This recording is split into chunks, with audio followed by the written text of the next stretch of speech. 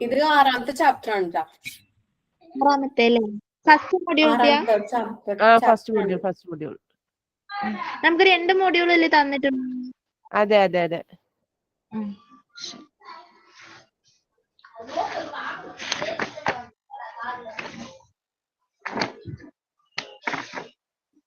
വാട്സാപ്പിലാണ് notification അല്ല, just നമ്മള് ഗ്രൂപ്പിന്റെ ലിങ്ക് അല്ല, ഗൂഗിൾ മീറ്റിന് ലിങ്ക് അയച്ചിട്ടുണ്ടായിരുന്നു.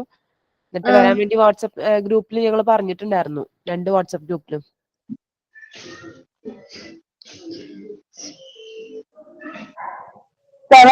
ഗ്രൂപ്പിൽ പിൻ ചെയ്തിട്ടുണ്ട്. ഗ്രൂപ്പിലുള്ളവർക്ക് കാരണങ്ങൾ അത് പിൻ ചെയ്തിട്ടുണ്ട് വാട്സാപ്പ് ഗ്രൂപ്പില്. ഓക്കെ മതി.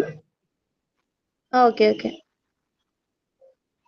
ചാപ്റ്ററിന്റെ പേരെന്താണ്? ഔട്ട്പേഷ്യൻ ഡിപ്പാർട്ട്മെന്റ് അല്ലേ? എന്താ പറഞ്ഞത്? ചാപ്റ്ററിന്റെ പേര് ഔട്ട്പേഷ്യൻ ഡിപ്പാർട്ട്മെന്റ് അല്ലേ? ഔട്ട്പേഷ്യൻ ഡിപ്പാർട്ട്മെന്റിന്റെ പേര്, ചാപ്റ്ററിന്റെ പേര്. അതുപോലെ ലാസ്റ്റ് ഒന്ന് പറയാമോ? ഏത് സെക്ഷൻ്റെത്? ഡയറക്ട്ലി ഇൻടു എ പേഴ്സൺ കഴിഞ്ഞിട്ട് പേഴ്സൺസ് ബ്ലഡ് സ്ട്രീം, ബ്ലഡിന്റെ സ്ട്രീം, ബ്ലഡ് ഏതാ? Stream, STREAM, blood stream. Persons apostrophe S ഇടണേ. Persons blood stream.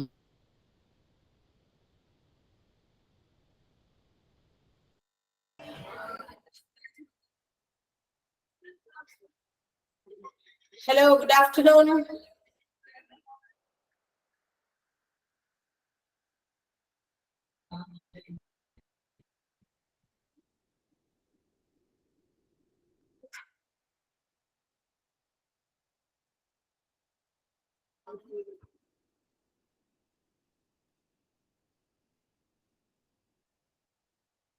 ഓക്കെ, എല്ലാവരും ആയോ? ക്ലാസ്സില് 91 സ്റ്റുഡൻസ് ആയിരുന്നു കഴിഞ്ഞ ക്ലാസ്സിലുണ്ടായിരുന്നേ. ആരെങ്കിലും പോയോ? എവിടെയും വെച്ച് പോയിട്ടുണ്ടോ? ഇത്രയും ഉണ്ടായിരുന്നുള്ളൂ, അല്ലെങ്കിൽ 93 സ്റ്റുഡൻസ് ആയിട്ടുണ്ട്. മോർ ദാൻ 100 ഉണ്ടായിരുന്നോ?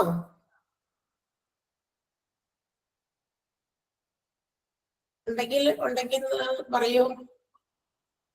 ഇല്ല, ബിലോ 100 ആയിരുന്നു അല്ലേ? ഓക്കെ.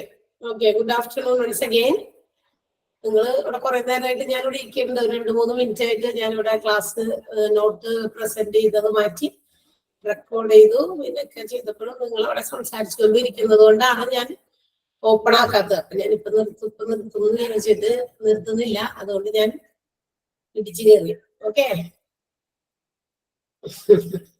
ഇപ്പൊ നിർത്തുന്നു വിചാരിച്ചിട്ട് നിന്നോ 1 മിനിറ്റ്. ചിലപ്പോ അവരവിടെ എന്തെങ്കിലും പറഞ്ഞ് നിർത്തുമായിരിക്കും എന്ന് വിചാരിച്ചോണ്ടിരുന്നു. പക്ഷെ നിർത്താറില്ല. അപ്പൊ ഞാൻ പിന്നെ അങ്ങനെ ഇരുന്നാൽ എനിക്ക് തോന്നി ഇനി ഞാൻ ഇങ്ങനെ തന്നെ ഇരിക്കും, അപ്പൊ എന്റെ ക്ലാസ് പോവില്ലാന്ന്. അതുകൊണ്ട് ഞാൻ കോൾ മ്യൂട്ട് കൊടുത്തിട്ട് കയറിയത്. നിങ്ങൾ മിണ്ടൂലെന്ന് എനിക്കറിയില്ല ഇപ്പൊ. ഓക്കെ, ഇപ്പൊ സൗണ്ട് ഒക്കെ ക്ലിയർ ആണല്ലോ. ഞാനിനി കഴിഞ്ഞ ക്ലാസ്സിലത്തെ കാര്യത്തിലേക്ക് കടക്കുന്നില്ല. ബിക്കോസ് ഓൾറെഡി സമയം ലേറ്റ് ആയതുകൊണ്ട് മാത്രമല്ല, മീൻസ് നമ്മുടെ പോർഷൻസ് അങ്ങനെ നീങ്ങണ്ടേ. നമ്മൾ ഈ ഒരു പേജ് വെച്ചോണ്ടിരുന്നാലേ അതിനിടയിൽ നിങ്ങളുടെ ഒരു ക്ലാസ്സുകളൊക്കെ മിസ്സായിട്ടുണ്ട്, അറിയാം. എനിക്കൊരു ഉച്ച കഴിഞ്ഞിട്ടുള്ള എന്റെ ക്ലാസ് ഇതായി. അങ്ങനെയൊക്കെ വന്നപ്പോ ഒത്തിരി ബാക്കിലാണ് നമ്മൾ മറ്റ് ക്ലാസ്സസിനെ അപേക്ഷിച്ച്. നിങ്ങളുടെ ക്ലാസ്സസ് ഉണ്ടല്ലോ, നിങ്ങളുടെ ഒപ്പം തുടങ്ങിയ ക്ലാസ്സസ്, അത് വെച്ച് നോക്കുമ്പോൾ നിങ്ങൾ കുറച്ച് ബാക്കിലായിപ്പോയി. സോ ഞാൻ ഇനി ഫസ്റ്റ് പേജ് എക്സ്പ്ലനേഷൻ്റെ ഒന്നും പോകുന്നില്ല. I think all you have understood അല്ലെ? എല്ലാവർക്കും ഇത് മനസ്സിലായിട്ടുണ്ടല്ലോ അല്ലെ? ഹോസ്പിറ്റൽ ഡിപ്പാർട്ട്മെന്റുകളിനെ 3ആയിട്ട് തരംതിരിച്ചതും അതിനെ വീണ്ടും അവര് ചെയ്യുന്ന സർവീസസിന്റെ ബേസിസിൽ വീണ്ടും അതിനെ സബ്ഡിവൈഡ് ചെയ്തതും ഒക്കെ നമ്മൾ പഠിച്ചതാണ്. So now we are going to moving to the next page. അടുത്ത പേജിലേക്ക് പോകാണ് കേട്ടോ. നമ്മൾ പറഞ്ഞു ഇനി എന്തെങ്കിലുമൊക്കെ വിശേഷങ്ങളൊക്കെ നമുക്ക് ലാസ്റ്റ് ഒന്ന് ഡിസ്കസ് ചെയ്യാം. ഇപ്പൊ ഞാൻ ക്ലാസ്സിലേക്ക് നേരിട്ട് കിടക്കാണേ. അത് കഴിഞ്ഞിട്ട് ഞാൻ എന്തെങ്കിലുമൊക്കെ ഉണ്ടെങ്കിൽ ചോദിക്കാം. നിങ്ങൾക്ക് എന്തെങ്കിലും ബുദ്ധിമുട്ടുകളുണ്ടോ, എന്തെങ്കിലുമൊക്കെ പ്രശ്ന പരിഹാരം കൂടിയാണല്ലോ ഞാൻ, അതുകൊണ്ട് അപ്പൊ ചോദിക്കാം കേട്ടോ. ഇപ്പൊ നമ്മൾ ക്ലാസ്സിലേക്ക് കിടക്കാം. ഓക്കെ, നമ്മൾ കഴിഞ്ഞ ഫസ്റ്റ് ക്ലാസ്സിലൊക്കെ നമ്മൾ പറഞ്ഞിരുന്നു ഹോസ്പിറ്റലിന്റെ ഡിപ്പാർട്ട്മെന്റുകളെ കുറിച്ചിട്ടാണ് നമ്മൾ പഠിച്ചുകൊണ്ടിരിക്കുന്നത്. ഹോസ്പിറ്റൽ ഡിപ്പാർട്ട്മെന്റുകൾ പലതായിട്ട് ഇങ്ങനെ 3ആയിട്ട് ഡിവൈഡ് ചെയ്തു. അതിനെ വീണ്ടും ഫർദർ ആയിട്ട് ക്ലാസിഫിക്കേഷൻസ് വീണ്ടും ചെയ്തിട്ടുണ്ട് അവർ പ്രൊവൈഡ് ചെയ്യുന്ന സർവീസസ് ബേസിസിൽ എന്നൊക്കെ നമ്മൾ പറഞ്ഞു. നൗ അപ്പൊ നമ്മൾ അവിടെ ഹോസ്പിറ്റൽ ഡിപ്പാർട്ട്മെന്റുകൾ, medical department, supportive department, administrative department എന്നിങ്ങനെ തരംതിരിച്ചല്ലോ. അതിനകത്ത് ഫസ്റ്റ് ക്ലാസിഫിക്കേഷൻ ആയ മെഡിക്കൽ ഡിപ്പാർട്ട്മെന്റിന്റെ ഒന്നുകൂടി നമുക്കൊന്ന് പോസ്റ്റ്മോർട്ടം ചെയ്ത് പഠിക്കാം എന്താണ് അതിനകത്ത് വന്നേന്ന്. ഓക്കെ, മെഡിക്കൽ ഡിപ്പാർട്ട്മെന്റ് ആണ് ഫസ്റ്റ് ഡിഫറെന്റ് ഡിപ്പാർട്ട്മെന്റ്സിന്റെ ഹോസ്പിറ്റലിൽ വരുന്ന ആദ്യത്തെ ക്ലാസിഫിക്കേഷൻ. മെഡിക്കൽ ഡിപ്പാർട്ട്മെന്റ് നമ്മൾ പറഞ്ഞു ഇറ്റ് ഈസ് ഡിവൈഡഡ് ഇൻടു 2, രണ്ടായിട്ടാണ് തരംതിരിച്ചിരുന്നത്. IPD and OPD, in patient department and out patient department എന്നിങ്ങനെ രണ്ടായി തരംതിരിച്ചിരുന്നു അല്ലെ. ഇൻ പേഷ്യന്റും ഔട്ട് പേഷ്യന്റും. ഇൻ പേഷ്യന്റ് എന്ന് പറഞ്ഞാൽ കിടത്തി ഉള്ള ചികിത്സയ്ക്ക് വരുന്നവര്, ഓടി വന്നു കഴിഞ്ഞാൽ അപ്പൊ തന്നെ കിടത്തി ചികിത്സിക്കണം എന്ന ഉദ്ദേശത്തോടെ വരുന്നവരായിരിക്കില്ല മിക്കവാറും പേര്. അവിടെ വന്നു കഴിയുമ്പോഴാണ് നമ്മുടെ രോഗത്തിന്റെ ഡിസീസസിന്റെ ഇൽനെസിന്റെ ഒക്കെ ആ ഒരു സീരിയസ്നെസ് ഒക്കെ മനസ്സിലാക്കിയിട്ട് ഡോക്ടേഴ്സ് നമ്മളെ പിടിച്ചു കിടത്തോ ഇല്ലയെന്നൊക്കെ അറിയാം. ഓക്കെ, അപ്പൊ നമ്മൾ ഹോസ്പിറ്റലിലേക്ക് ചെല്ലുമ്പോൾ മെഡിക്കൽ ഡിപ്പാർട്ട്മെന്റിൽ 2 തരത്തിലുള്ള ഡിപ്പാർട്ട്മെന്റ് പ്രവർത്തിക്കുന്നുണ്ട്, ഓപ്പറേറ്റ് ചെയ്യപ്പെടുന്നുണ്ട് according to the treatment provided. അവർ കൊടുക്കുന്ന ട്രീറ്റ്മെന്റിന്റെ ബേസിസിൽ അതിനെയാണ് നമ്മൾ ഇൻപേഷ്യന്റ് ഡിപ്പാർട്ട്മെന്റ് എന്നും ഔട്ട് പേഷ്യന്റ് ഡിപ്പാർട്ട്മെന്റ്. അതായത് ഔട്ട് പേഷ്യന്റ് ആകുമ്പോൾ ഒരു ദിവസം വന്ന് ആ ദിവസത്തിനുള്ളിൽ തന്നെ നമ്മൾ നമ്മളുടെ കാര്യങ്ങളൊക്കെ ഹോസ്പിറ്റലിലുള്ള കാര്യങ്ങളൊക്കെ കഴിഞ്ഞ് നമ്മൾ പുറത്തേക്ക് പോകുന്നു. അങ്ങനെയാണെങ്കിൽ നമ്മൾ അതിനെ ഔട്ട് പേഷ്യന്റ് ഡിപ്പാർട്ട്മെന്റ് എന്ന് വിളിക്കും. And this IPD, in patient department and out patient department provide their own services. ഈ പറയുന്ന ഡിപ്പാർട്ട്മെന്റുകൾ അവരുടേതായ ചില സേവനങ്ങൾ ഈ പറയുന്ന 2 കൂട്ടർക്കും കൊടുക്കുന്നുണ്ട്. ഏത് 2 കൂട്ടർക്കും? ഇൻ പേഷ്യൻസിനും ഔട്ട് പേഷ്യൻസിനും. ഇൻ പേഷ്യൻസിനോടെ കിടത്തി ചികിത്സിക്കുന്നവർക്ക് അവർക്കും പ്രൊവൈഡ് ചെയ്യുന്നുണ്ട്. ഔട്ട് പേഷ്യൻസിന് ഔട്ട് പേഷ്യന്റ് ഡിപ്പാർട്ട്മെന്റിൽ നിന്ന് അവരുടെ സേവനങ്ങൾ പ്രൊവൈഡ് ചെയ്യുന്നുണ്ട്. Now we are going to see which are the inpatient services provided by the inpatient department. അപ്പൊ നമുക്ക് നോക്കാം. അങ്ങനെയാണെങ്കിൽ ഈ ഇൻപേഷ്യന്റ് ഡിപ്പാർട്ട്മെന്റുകാര് എന്തൊക്കെ ഇൻപേഷ്യൻസിന് കൊടുക്കുന്ന സേവനങ്ങൾ ഏതൊക്കെയാണ് നമുക്കൊന്ന് നോക്കിയാലോ. എന്തൊക്കെയാണ് പ്രധാനമായിട്ടും ഒരു ഇൻപേഷ്യന്റ് ഡിപ്പാർട്ട്മെന്റ് സർവീസസ് പ്രൊവൈഡ് ചെയ്യുന്നത്? ഇൻപേഷ്യന്റുകാർക്ക് പ്രൊവൈഡ് ചെയ്യുന്ന സർവീസസ് എന്ന് പറയുന്നത് ഏതൊക്കെയാണെന്ന് അറിയാമോ? Patient rooms, patient wards, intensive care unit, operation theatre, labor rooms and maternity wards. പ്രധാനമായിട്ടും ഒരു ഹോസ്പിറ്റലിൽ ഇത്രയും ഇൻപേഷ്യന്റ് സേവനങ്ങളാണ് ലഭ്യമാക്കുന്നത്. ഒരു ഹോസ്പിറ്റൽസിൽ പ്രധാനമായിട്ടുള്ള 6 ഇൻപേഷ്യന്റ് സേവനങ്ങളാണ് പ്രൊവൈഡ് ചെയ്യുന്നത്. ഏതൊക്കെയാണ് ഒന്നുകൂടി പേര് പറയാം? Patient wards, patient rooms, intensive care unit, labour rooms, operation theatres and maternity wards. നമുക്ക് നോക്കാം ഇവിടെയൊക്കെ എന്തൊക്കെയാണ് പ്രൊവൈഡ് ചെയ്യുന്നത്. സാധാരണ പേരിൽ തന്നെ ഉണ്ടോ എല്ലാം തന്നെ. അപ്പൊ വലിയ എക്സ്പ്ലനേഷൻ ആവശ്യമില്ല, പക്ഷെ എങ്കിലും എന്റെ ഡ്യൂട്ടി എന്നതുപോലെ ഞാൻ പറയാം. Patient rooms. എന്താ പേഷ്യന്റ് റൂംസ്? അതായത് ഒരു ഹോസ്പിറ്റലില് പേഷ്യൻസ് വന്നു കൺസൾട്ടേഷന് വേണ്ടിയിട്ട് OP വിഭാഗത്തിലായിരിക്കും വരിക. വന്നു കഴിഞ്ഞു ഡോക്ടർ കൺസൾട്ട് ചെയ്തു. അപ്പൊ നമ്മുടെ രോഗത്തിന്റെ ആ ഒരു സിവിയറിറ്റി, അതായത് സീരിയസ്നെസ്, എത്രത്തോളം ഗൗരവമേറിയ രോഗമാണ് നമുക്ക് ഉള്ളത് എന്ന് നോക്കി അപ്പൊ ചിലപ്പോ ഡോക്ടറുടെ advice or suggest to admit the പേഷ്യന്റിനെ അഡ്മിറ്റ് ചെയ്യാനായിട്ട് പറയും അല്ലെ. അന്നേരം അഡ്മിറ്റ് ചെയ്യുന്ന സമയത്ത് there should be rooms available to the patients ചിലപ്പോ ഡിമാൻഡ് ചെയ്യും. ചിലപ്പോൾ അവർക്ക് വാർഡിൽ പറ്റില്ല, അതായത് കോമൺ കുറെ ആൾക്കാർ കിടക്കുന്നവർക്ക് പറ്റില്ല. അതെ, അവർക്ക് അവരുടേതായ പ്രൈവസിയോ അല്ലെങ്കിൽ അവര് മറ്റുള്ള പേഷ്യൻസിനൊപ്പം മിങ്കിൾ ചെയ്യാനായിട്ട് ആഗ്രഹിക്കുന്നില്ലെങ്കിൽ റൂംസ് അവൈലബിൾ ആണോ അല്ലേ എന്നുള്ള കാര്യം എന്താ പറയാ എൻഷുർ ചെയ്തതിന് ശേഷമാണ് അവരെ അഡ്മിറ്റ് ചെയ്യേണ്ടത്. അപ്പൊ പേഷ്യൻസിന് തീർച്ചയായിട്ടും റൂംസ് കിട്ടാനുള്ള ഒരു അവകാശമുണ്ട്. സോ ദാറ്റ് പേഷ്യൻസിന് റൂംസ് എല്ലാ ഹോസ്പിറ്റൽസിലും എന്ത് ചെയ്യണം? പ്രൊവൈഡ് ചെയ്യണം, അവൈലബിൾ ആക്കണം എന്നുള്ളതാണ്. അപ്പൊ പേഷ്യൻസിന് ഇൻപേഷ്യൻസിനുള്ളതാണ് ഈ ഒരു സൗകര്യം. ആർക്ക്? ഔട്ട് പേഷ്യൻസിന് ആവശ്യമില്ല. ഔട്ട് പേഷ്യൻസ് വരുന്നു, കൺസൾട്ട് ചെയ്യുന്നു, ഫാർമസിയിൽ നിന്ന് മരുന്ന് വാങ്ങിക്കുന്നു, ബില്ല് പേ ചെയ്യുന്നു, പുറത്തേക്ക് പോകുന്നു. ഇത്രയും കാര്യങ്ങൾ നടക്കുന്നുള്ളൂ. എന്നാൽ ഇൻപേഷ്യൻസ് ആണെങ്കിൽ they should be provided by rooms. ചിലപ്പോൾ അവർക്ക് ആവശ്യപ്പെടുകയാണെങ്കിൽ റൂംസ് തന്നെ വേണം എന്ന് ആവശ്യപ്പെടുന്നവർക്ക് റൂംസ് അവൈലബിൾ ആണെങ്കിൽ പറയാം, ഓക്കെ റൂം ഉണ്ട്, ഓക്കെ റൂമായിട്ട് തരാം. അപ്പൊ അതിന് നമുക്കറിയാലോ റൂംസ് എടുക്കുമ്പോൾ അതിന് എക്സ്ട്രാ പേയ്മെന്റ് ഉണ്ട്, നമുക്കറിയാം. അത് ഓരോ ഹോസ്പിറ്റൽസിനും അതിനെ ഡിപ്പെൻഡ് ചെയ്തിരിക്കും. ഓക്കെ, ഇനി ചില ആൾക്കാർ എന്ത് പറയും? റൂംസ് വേണമെന്നില്ല, നിർബന്ധമില്ല, അവർക്ക് യാതൊരു തരത്തിലുള്ള അത്ര ഡിമാൻഡും ഇല്ല. എവിടെയാണ് നമ്മുടെ രോഗം ഭേദമാക്കുക. അതിന് ഡോക്ടേഴ്സ് എവിടെ സജസ്റ്റ് ചെയ്താലും കുഴപ്പമില്ല. ഇവിടെ റൂംസ് ഇല്ല, പക്ഷേ വാർഡ്സിൽ ബെഡ് അവൈലബിൾ ആണ്, അവിടെ ആയാലും കിടന്നാലോ എന്ന് പറഞ്ഞ് നമ്മൾ അവിടെയാണ് ഇൻപേഷ്യന്റ് ആക്കുന്നതെങ്കിൽ അവിടെ വാർഡ്സിൽ അതിന് സൂട്ടബിൾ ആയിട്ടുള്ള ബെഡ് അവൈലബിലിറ്റി ഉണ്ടായിരിക്കണം. ഒത്തിരി ഇപ്പൊ നമുക്കറിയാം വാർഡ് റൂം തമ്മിലുള്ള വ്യത്യാസം അറിയാലോ. റൂംസിനകത്ത് ആ ഒരു പേഷ്യന്റിന് പറ്റിയ ടൈം അക്കോമഡേറ്റ് ചെയ്യാൻ ഒരു പേഷ്യന്റിനെ പറ്റുള്ളൂ. അതിന്റെ ബൈസ്റ്റാൻഡേഴ്സോ ആരെങ്കിലും ഉണ്ടെങ്കിൽ ഒപ്പം ഉണ്ടെങ്കിൽ കൊണ്ട്, ഇല്ലെങ്കിൽ വേണ്ട. ഓക്കെ, അതാണ് റൂംസ്. വാർഡ്സ് എന്ന് പറയുമ്പോൾ അങ്ങനെയല്ല. അതിനകത്ത് എന്താ പറയാ, ഒരുപാട് ബെഡ്സ് ഉണ്ടായിരിക്കും. അത് according to the area of the room, റൂമിന്റെ ഇതനുസരിച്ചിട്ട് 8 ബെഡോ അല്ലെങ്കിൽ എത്രയാണോ അത് ഡിപ്പെൻഡ് ചെയ്യുന്നത്. ഹോസ്പിറ്റലിന്റെ സൈസിനെയൊക്കെ അത് വലിയ ഫാക്ടറാണ്, ഘടകമാണ്. അതിനെയൊക്കെ ഡിപ്പെൻഡ് ചെയ്തായിരിക്കും ഉണ്ടാകുക. അപ്പൊ 8 ബെഡായിരിക്കാം, 5 ബെഡായിരിക്കാം, 16 ബെഡായിരിക്കാം, എത്രയെങ്കിലും ആവട്ടെ. അപ്പൊ അത്രയും ബെഡുകളെങ്കിലും അവൈലബിൾ ആയിരിക്കും എവിടെ, വാർഡ്സിലാണെങ്കിൽ. അപ്പൊ മാത്രമല്ല ഇങ്ങനെ അടുക്കിയല്ലായിരിക്കും. there will be space between each bed, അല്ലെ? ഓരോ ബെഡിന്റെ ഇടയിൽ എന്തുണ്ടാകും, സ്ഥലം ഉണ്ടായിരിക്കും. എന്തിനാ സ്ഥലം പ്രൊവൈഡ് ചെയ്തിരിക്കുന്ന? ഡോക്ടേഴ്സിന് വന്നിട്ട് റൗണ്ട്സിൽ they have to check the പേഷ്യൻസിനെ നോക്കേണ്ടി വരും. റൗണ്ടിനൊക്കെ വരുമ്പേ വന്ന് നോക്കി ഇങ്ങനെയൊക്കെ പരിശോധിച്ച് അവരുടെ വിശേഷമല്ല വിവരങ്ങളൊക്കെ തിരക്കി എന്ത് ചെയ്യുന്നു, അതൊക്കെ നോട്ട് ചെയ്ത് അവരുടെ ചാർട്ടിൽ രേഖപ്പെടുത്തി whether they can be discharged or not. ഇനി എത്ര ദിവസമൊക്കെ കഴിഞ്ഞു ഡിസ്ചാർജ് ചെയ്യുന്ന ഡേറ്റോ അല്ലെങ്കിൽ രോഗത്തിന്റെ ഇതൊക്കെ കുറഞ്ഞിട്ടുണ്ടെങ്കിൽ അതൊക്കെ മനസ്സിലാക്കി ഇതൊക്കെ എന്ത് ചെയ്ത് വെക്കും, ഈ ചാർട്ടിൽ രേഖപ്പെടുത്തില്ല. അപ്പൊ അതിന് വന്നു പോകാൻ വേണ്ടിയിട്ട് ഒരു സ്പേസ് ഉണ്ടാവുമല്ലോ. അപ്പൊ ഈ ബെഡുകൾ ഇട്ടിരിക്കുന്നത് ഏത് രീതിയിലാണെങ്കിലും അതിന്റെ ഇടയിൽ എന്തുണ്ടായിരിക്കും, ഒരു സ്പേസ് പ്രൊവൈഡ് ചെയ്തിട്ടുണ്ടായിരിക്കും. അതിനകത്ത് കൂടി ആയിരിക്കും ഡോക്ടേഴ്സ് വന്ന് നടന്നൊക്കെ പോകുക. ഒരു പാസേജ് ഉണ്ടായിരിക്കും അതിൽ കൂടി നടന്നു പോകാൻ. അപ്പൊ വാർഡ്സ് ആണെങ്കിലും വാർഡ്സ്, റൂം ആണെങ്കിലും room, whatever it may be, it should be provided to the inpatients. ഈ ഒരു സേവനം ഇൻപേഷ്യന്റ് ആകുന്ന പേഷ്യൻസിന് പ്രൊവൈഡ് ചെയ്യണം എന്നുള്ളത് നിർബന്ധമാണ്. അപ്പൊ ഇൻപേഷ്യന്റ് ഡിപ്പാർട്ട്മെന്റ് ഈ ഒരു സേവനം ലഭ്യമാക്കണം. ഏതൊക്കെയാണ്? Patient room, patient ward. മനസ്സിലായി കാണും എന്നാണ് തോന്നുന്നത്. കാരണം അത് വലിയ കാര്യമായിട്ട് മനസ്സിലാക്കാനൊന്നുമില്ല, ഇത്രയേ ഉള്ളൂ കാര്യം. കിടത്താനുണ്ടെങ്കിൽ അവർക്ക് അതിനുള്ള സജ്ജീകരണം ഒരുക്കണം എന്നുള്ളതാണ് നിർബന്ധമാണ്. അതിന്റെ റെസ്പോൺസിബിലിറ്റി ഇൻപേഷ്യന്റ് ഡിപ്പാർട്ട്മെന്റിനാണ്. പേഷ്യന്റിനെ കിടത്തി അവിടെ സ്ഥലമില്ലല്ലോ, എവിടെയെങ്കിലും സ്ഥലമില്ല, പേഷ്യന്റ് ഡിപ്പാർട്ട്മെന്റുകാര് അത് നോക്കണം. എന്ത്, ഈ ഒരു പേഷ്യന്റിനെ അഡ്മിറ്റ് ചെയ്താൽ whether they can be accommodated or not, അവരെ അവിടെ അക്കോമഡേറ്റ് ചെയ്യാൻ സ്പേസ് ഉണ്ടോ, വാർഡാണെങ്കിൽ വാർഡ്, റൂം ആണെങ്കിൽ റൂം, അത് സ്പെസിഫൈ ചെയ്ത് അവരുടെ അടുത്ത് പറയണം. പറഞ്ഞ് അത് അവൈലബിൾ ആക്കുക എന്നുള്ളത് ഇൻപേഷ്യന്റ് ഡിപ്പാർട്ട്മെന്റിന്റെ ഒരു റെസ്പോൺസിബിലിറ്റിയാണ്. ദെൻ നെക്സ്റ്റ് വൺ എന്താണ്? ഇന്റൻസീവ് കെയർ യൂണിറ്റ് ആണ്. ഇന്റൻസീവ് കെയർ യൂണിറ്റ് ആണെന്ന് പറഞ്ഞാൽ എന്താ? അതിതീവ്ര പരിചരണ വിഭാഗമാണ്, അല്ലെ? തീവ്ര പരിചരണ വിഭാഗം എന്ന് വെച്ചാൽ the patients who have to be provided more care, intensive care, അല്ലെ? ഒരു സെപ്പറേറ്റ് കെയർ, ഒരു ഇന്റൻസീവ് തീവ്രമായ ഒരു പരിചരണം ആവശ്യമുള്ള പേഷ്യൻസിനെ അക്കോമഡേറ്റ് ചെയ്യാനുള്ള യൂണിറ്റ് ആണ് ഇന്റൻസീവ് കെയർ യൂണിറ്റ്. അതായത് കുറച്ച് ലൈഫ് ത്രെട്ടനിങ് ആയിട്ടുള്ള ഇല്ലസുമായിട്ടൊക്കെ കിടക്കുന്ന ആൾക്കാരില്ലേ, അതായത് ജീവിക്കാം, എന്താ പറയാ, ജീവിക്കോ അല്ലെങ്കിൽ മരിക്കോ അങ്ങനെയൊക്കെ ഉള്ള ഇച്ചിരി ഭയങ്കര ക്രിട്ടിക്കൽ സ്റ്റേജിൽ, അതാണ് ഉദ്ദേശിക്കുന്നത്. ക്രിട്ടിക്കൽ കെയർ യൂണിറ്റ് എന്നും ഇതിനതുകൊണ്ട് തന്നെ പേരുണ്ട്. ക്രിട്ടിക്കൽ ആയിട്ടുള്ള സ്റ്റേജിൽ കൊണ്ടുവന്ന് പ്രവേശിക്കുന്ന സ്ഥലമാണ്. അപ്പൊ ചിലപ്പോ ഓപ്പറേഷൻസ് ഒക്കെ കഴിഞ്ഞു, ആ ഓപ്പറേഷന്റെ ആ ഒരു ഇതിൽ നിന്ന് റിക്കവർ ചെയ്യാൻ ചിലപ്പോൾ ചില പേഷ്യൻസിന് കുറച്ച് സമയം എടുക്കും. അപ്പൊ അപ് ടു ദാറ്റ് ടൈം ആ ഒരു സ്റ്റേബിൾ ആക്കി അവരെ റിക്കവർ ചെയ്ത് വരുന്ന ഇടം വരെ they should be accommodated in the intensive care unit. ICUലായിരിക്കും ചിലപ്പോൾ അവരെ കൊണ്ട് കിടത്തുക.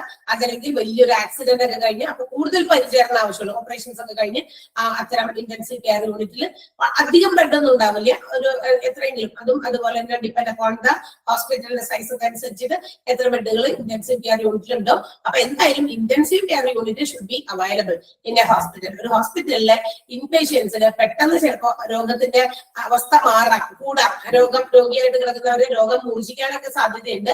മാത്രമല്ല അവർ ഓപ്പറേഷൻ ഒക്കെ ചെയ്ത് കഴിയുമ്പോൾ അവരുടെ അവസ്ഥ മോശമാവാൻ സാധ്യതയുണ്ട്.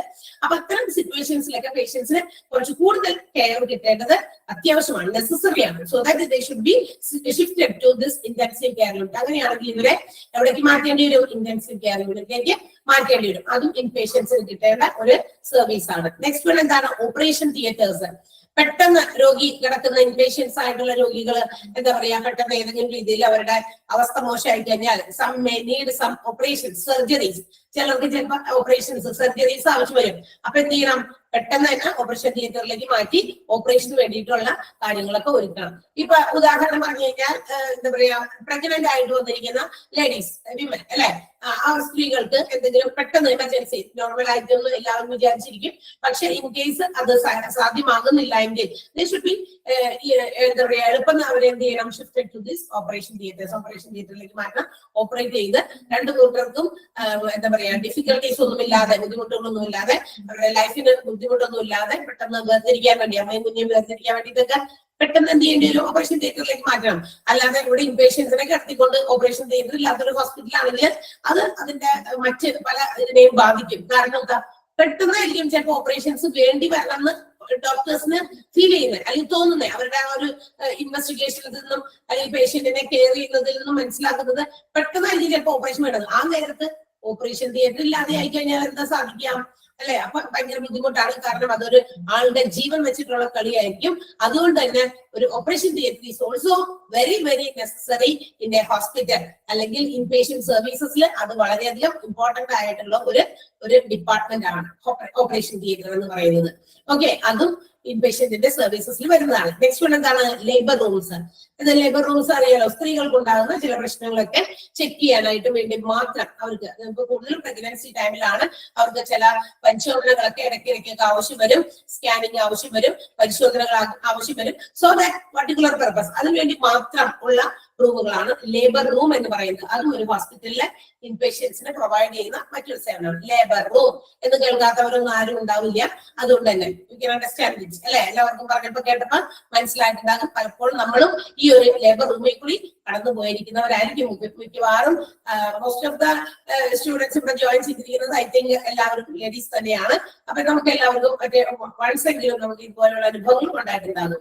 മെറ്റേണിറ്റി വാർഡ്സ് ആണ് അടുത്തത്. മെറ്റേണിറ്റി വാർഡ്സ് എന്ന് പറഞ്ഞാൽ എന്താ, ആഫ്റ്റർ ദ ചൈൽഡ് ബർത്ത്, അതായത് അമ്മയും കുട്ടിയുമായിട്ട് രണ്ടായി വേർതിരിച്ച് കഴിഞ്ഞു കഴിയുമ്പോ for 2 or 3 days, അപ്പൊ ഓപ്പറേഷൻ ആണെങ്കിലും 5 days അല്ലെങ്കിൽ നോർമൽ ആണെങ്കിൽ 2 or 3 days ഒക്കെ നമുക്ക് അവിടെ ഒന്ന് സ്റ്റേ ചെയ്യേണ്ടി വരും ഹോസ്പിറ്റലിൽ. പ്രസവിച്ചാൽ അപ്പൊ തന്നെ കൊച്ചിനൊന്നും വീട്ടിലേക്ക് ഒന്നും ഓടില്ല എല്ലാവരും. അപ്പൊ അവിടെ 1-2 ദിവസം നമ്മളൊന്ന് നിൽക്കേണ്ടി വരും. നമ്മളുടെ ബാക്കിയുള്ള കാര്യങ്ങൾ, നമ്മുടെ എല്ലാ ഫംഗ്ഷനിങ്ങും, പ്രോപ്പർ ബോഡി ഇൻസൈഡ് ബോഡി ഓർഗൻസിലുള്ള ഫംഗ്ഷനിങ് ഒക്കെ ഒന്ന് കറക്റ്റ് ആയിട്ട് പ്രോപ്പർ ആയിട്ട് ആണ് നമ്മളെ അവിടുന്ന് ഡിസ്ചാർജ് ചെയ്യുന്നത്. കുട്ടിക്കും യാതൊരു തരത്തിലുള്ള ബുദ്ധിമുട്ടുകളൊന്നുമില്ല, അമ്മയ്ക്കും യാതൊരു തരത്തിലുള്ള ബുദ്ധിമുട്ടുകളൊന്നുമില്ല.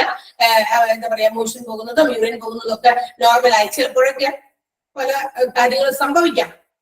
ഒത്തിരി സംഭവിച്ചതിന്റെ കാര്യങ്ങളും നമ്മൾ ഇഷ്ടംപോലെയൊക്കെ കേട്ടിട്ടുണ്ട് അല്ലെ. അപ്പൊ അത്തരം കാര്യങ്ങളൊന്നും, അത്തരം പ്രോബ്ലമാറ്റിക് ആയിട്ടുള്ള കാര്യങ്ങളൊന്നും ഉണ്ടായിട്ടില്ല എന്ന് എൻഷുർ ചെയ്തതിന് ശേഷം മാത്രമാണ് അമ്മയും കുഞ്ഞിയും ഡിസ്ചാർജ് ചെയ്യുക അല്ലെ. അപ്പൊ അതിന് അത്രയും ദിവസം വരെയെങ്കിലും, ഇപ്പൊ 2 or 3 days ഒക്കെ അവർക്ക് അവിടെ ഹോസ്പിറ്റലിൽ സ്റ്റേ ചെയ്യേണ്ടി വരും. At that time there should be maternity wards in the hospital. അവിടെ എന്താണ് വേണ്ടത്, മെറ്റേണിറ്റി വാർഡ്സ് ആണ്. കാരണം അമ്മയും കുഞ്ഞും മാത്രമുള്ള ഒരു വാർഡാണ്. ബിക്കോസ് അവിടെ നമുക്ക് കുറച്ച് പ്രൈവസി ആവശ്യമുണ്ട്. ഫീഡിങ്, കുട്ടികൾക്ക് ഫീഡ് ചെയ്യാൻ വേണ്ടിയിട്ടൊക്കെ അല്ലെ, കുഞ്ഞിന് ഫീഡിങ് ചെയ്യാൻ വേണ്ടിയിട്ടൊക്കെ ഒത്തിരി പ്രൈവസി ആവശ്യമുള്ള ഒരു ഏരിയ ആയതുകൊണ്ട് തന്നെ അതിന് പ്രത്യേകം ഒരു വാർഡ് മാറ്റി വെച്ചിട്ടുണ്ടായിരിക്കണം ഒരു ഹോസ്പിറ്റൽസിൽ. ബിക്കോസ് അല്ലെങ്കിൽ ഈ വരുന്നവരും പോകുന്നവരും നമുക്കറിയാം, നമ്മളുടെയൊക്കെ കൂടെയുള്ള എന്താ പറയാ ഹസ്ബൻഡ് ഒക്കെ ആണെങ്കിലും ഒക്കെ വന്ന് ഒക്കെ ഇടയ്ക്കിടയ്ക്ക് പോകും. പക്ഷെ അവർക്ക് അധികം നേരം അവിടെ സ്റ്റേ ചെയ്യാൻ പറ്റില്ല മെറ്റേണിറ്റി വാർഡ്സിൽ. ബിക്കോസ് ഒരുപാട് സ്ത്രീകൾ ഇതുപോലെയുള്ള കുട്ടികളൊക്കെ ആയിട്ട് കുട്ടിക്ക് ജന്മം കൊടുത്തൊക്കെ കിടക്കുന്നുണ്ടായിരിക്കും. അപ്പൊ അവർക്ക് ഒക്കെ എന്താ പറയാ, ഇതുപോലെ എല്ലാവർക്കും വേണ്ടിയിട്ട് ഓരോരോ മെറ്റേണിറ്റി വാർഡ് ഉണ്ടാക്കാൻ പറ്റില്ലല്ലോ. ഒരു വാർഡിൽ പല പല ഫാമിലിയിൽ നിന്ന് വരുന്ന ആളുകളായിരിക്കും. അപ്പൊ അവർക്ക് അവരുടേതായ പ്രൈവസി ആവശ്യമുള്ളതുകൊണ്ട് പല ആവശ്യങ്ങൾ എന്തെങ്കിലുമൊക്കെ ഉണ്ടെങ്കിൽ നടത്തി കൊടുക്കാം, അവർ പോകാം. എന്താ പറയാ, അമ്മമാരൊക്കെയാണ് നമുക്ക് അവിടെ ഹെൽപ്പിന് വേണ്ടി നിൽക്കുക അല്ലെ. ഏതെങ്കിലും ഒരു അമ്മ, അല്ലെങ്കിൽ നമ്മുടെ സ്വന്തം അമ്മ അല്ലെങ്കിൽ നമ്മുടെ മദറിലോ ഒക്കെ ആയിരിക്കും നമുക്ക് വേണ്ടിയിട്ട് ഹെൽപ്പിനായി നിൽക്കുക. കൂടുതൽ സമയം അവര്, അതായത് ആണുങ്ങളായിരിക്കും നമുക്ക് എന്താ പറയാ ഹെൽപ്പിന് വേണ്ടിയിട്ട് അവര് പുറത്തൊക്കെ നിൽക്കാം. വാർഡിന്റെ പുറത്തൊക്കെ കുറച്ച് നേരമൊക്കെ സ്പെൻഡ് ചെയ്യാം. അതായത് ഇതിനകത്തേക്ക് അധികം നേരമൊക്കെ ചിലപ്പോ ഒരു ടൈമിംഗ് ഒക്കെ ഉണ്ടായിരിക്കും, അതനുസരിച്ച് മാത്രം അവിടെ ചെല്ലുന്നു. അപ്പൊ മെറ്റേണിറ്റി വാർഡ്സ് ചൈൽഡ് ബർത്തിന് ശേഷം മദർ ആൻഡ് ചൈൽഡിന് ഒരു പ്രൈവസിക്കൊക്കെ വേണ്ടിയിട്ടുള്ള ഒരു വാർഡാണ്. അപ്പൊ എല്ലാവരും അങ്ങനെയുള്ള ആൾക്കാരാണ്. അപ്പൊ പിന്നെ ഈ പറയുന്ന ആളുകൾ അവിടെ വെറുതെ കയറി ചെല്ലേണ്ട ആവശ്യമില്ലല്ലോ. അപ്പൊ അവർക്ക് ഒരു പ്രൈവസി കിട്ടുകയും ചെയ്യും. ഫീഡ് അവരുടെ കുട്ടികൾക്ക് നന്നായി ഫീഡൊക്കെ ചെയ്യാനായിട്ട് മറ്റ് പ്രശ്നങ്ങളൊന്നും ഇല്ലാതെ അവർക്ക് ചെയ്യാൻ പറ്റും. അപ്പൊ these are the inpatient services which is provided by the inpatient department. അപ്പൊ ഇൻപേഷ്യന്റ് ഡിപ്പാർട്ട്മെന്റുകൾ പ്രൊവൈഡ് ചെയ്യുന്ന ഇൻപേഷ്യന്റ് സർവീസുകളുടെ പേരുകളാണ് നമ്മൾ ഈ കണ്ടതൊക്കെ. എന്തൊക്കെയാ? പേഷ്യന്റിന് കിടത്തി കഴിഞ്ഞാൽ റൂംസ് വേണമെങ്കിൽ അവർ ചോദിക്കുകയാണെങ്കിൽ റൂം തന്നെ വേണം. അല്ല ഞങ്ങൾക്ക് ഇവിടെ റൂമില്ലാത്തതുകൊണ്ട് we will shift to any other hospital എന്ന് അവർ ആവശ്യപ്പെടും. ചിലപ്പോ ഇവിടെ റൂമില്ല, വാർഡ്സിൽ കിടക്കാൻ ഞങ്ങൾക്ക് പറ്റില്ല എന്നുള്ള ഇതാണെങ്കിൽ അവർ വേണമെങ്കിൽ ആവശ്യപ്പെടും. പേഷ്യന്റിനെ കൂടെ കൊണ്ടുവന്നിരിക്കുന്നവരോ പേഷ്യൻസ് തന്നെയോ വേണമെങ്കിൽ ആവശ്യപ്പെടും. ഞാൻ വേറെ സ്ഥലത്ത് എവിടെയെങ്കിലും ഞങ്ങൾക്ക് കുറച്ചുകൂടി കൺവീനിയന്റ് ആയിട്ടുള്ള സ്ഥലങ്ങളിലേക്ക് ഞങ്ങൾ പോയിക്കോളാം എന്നുള്ള രീതിയിൽ അവരുടെ റിസ്കിൽ അവർക്ക് വേണമെങ്കിൽ പോകാം. അതർവൈസ് റൂംസ് ഉണ്ടെങ്കിൽ പ്രൊവൈഡ് ചെയ്യാം, വാർഡ്സ് ആണെങ്കിൽ വാർഡുകൾ പ്രൊവൈഡ് ചെയ്യാം. ഇന്റൻസീവ് കെയർ യൂണിറ്റ് മസ്റ്റ് ആണ്. അതിതീവ്ര പരിചരണ വിഭാഗം എന്തായാലും ഒരു ഹോസ്പിറ്റലിൽ വേണം. കൂടുതൽ കെയറിങ് കിട്ടേണ്ട ചില പേഷ്യൻസ് ഉണ്ടായിരിക്കും. സാധാരണ രോഗികളെ നോക്കുന്ന പോലെയല്ല. ഇപ്പൊ നമ്മൾ അഡ്മിറ്റ് ചെയ്തു, ഒരു പനി ചുമക്കുമായിട്ട് അഡ്മിറ്റ് ചെയ്തു എന്ന് വിചാരിക്കാം. അങ്ങനെ വരുന്ന പേഷ്യൻസ് എന്താ പറയാ, നമ്മൾ അവിടെ കൊണ്ടുവന്ന് കിടത്തി. അവിടെ നമ്മൾ ഇന്റൻസീവ് കെയർ യൂണിറ്റിലൊന്നും കിടത്തണ്ട, സാധാരണ റൂമിലോ വാർഡിലോ എവിടെയെങ്കിലും ഇടുക. ഇടയ്ക്ക് കാലത്ത് ഒരു പ്രാവശ്യം വന്ന് നോക്കി പനിയുടെ തീവ്രതയൊക്കെ കുറഞ്ഞിട്ടുണ്ടോ എന്നൊക്കെ നോക്കി ചിലപ്പോ പിന്നെ പിറ്റേ ദിവസം നമ്മളുടെ അടുത്തേക്ക് ഡോക്ടറോ അല്ലെങ്കിൽ നഴ്സോ ഒക്കെ എന്തെങ്കിലും ആവശ്യമുണ്ടോ എന്നൊക്കെ ചോദിച്ചു വരുള്ളൂ. അതേസമയം ഇന്റൻസീവ് കെയർ യൂണിറ്റിൽ ഓൾ ദ ടൈം അവിടെ നഴ്സസ് ഉണ്ടായിരിക്കും. ഓരോ പേഷ്യൻസിനും ഓരോ നഴ്സ് വെച്ചൊക്കെ ഉണ്ടായിരിക്കും. അപ്പൊ അവർക്ക് വാട്ടെവർ തന്നെയാണ്.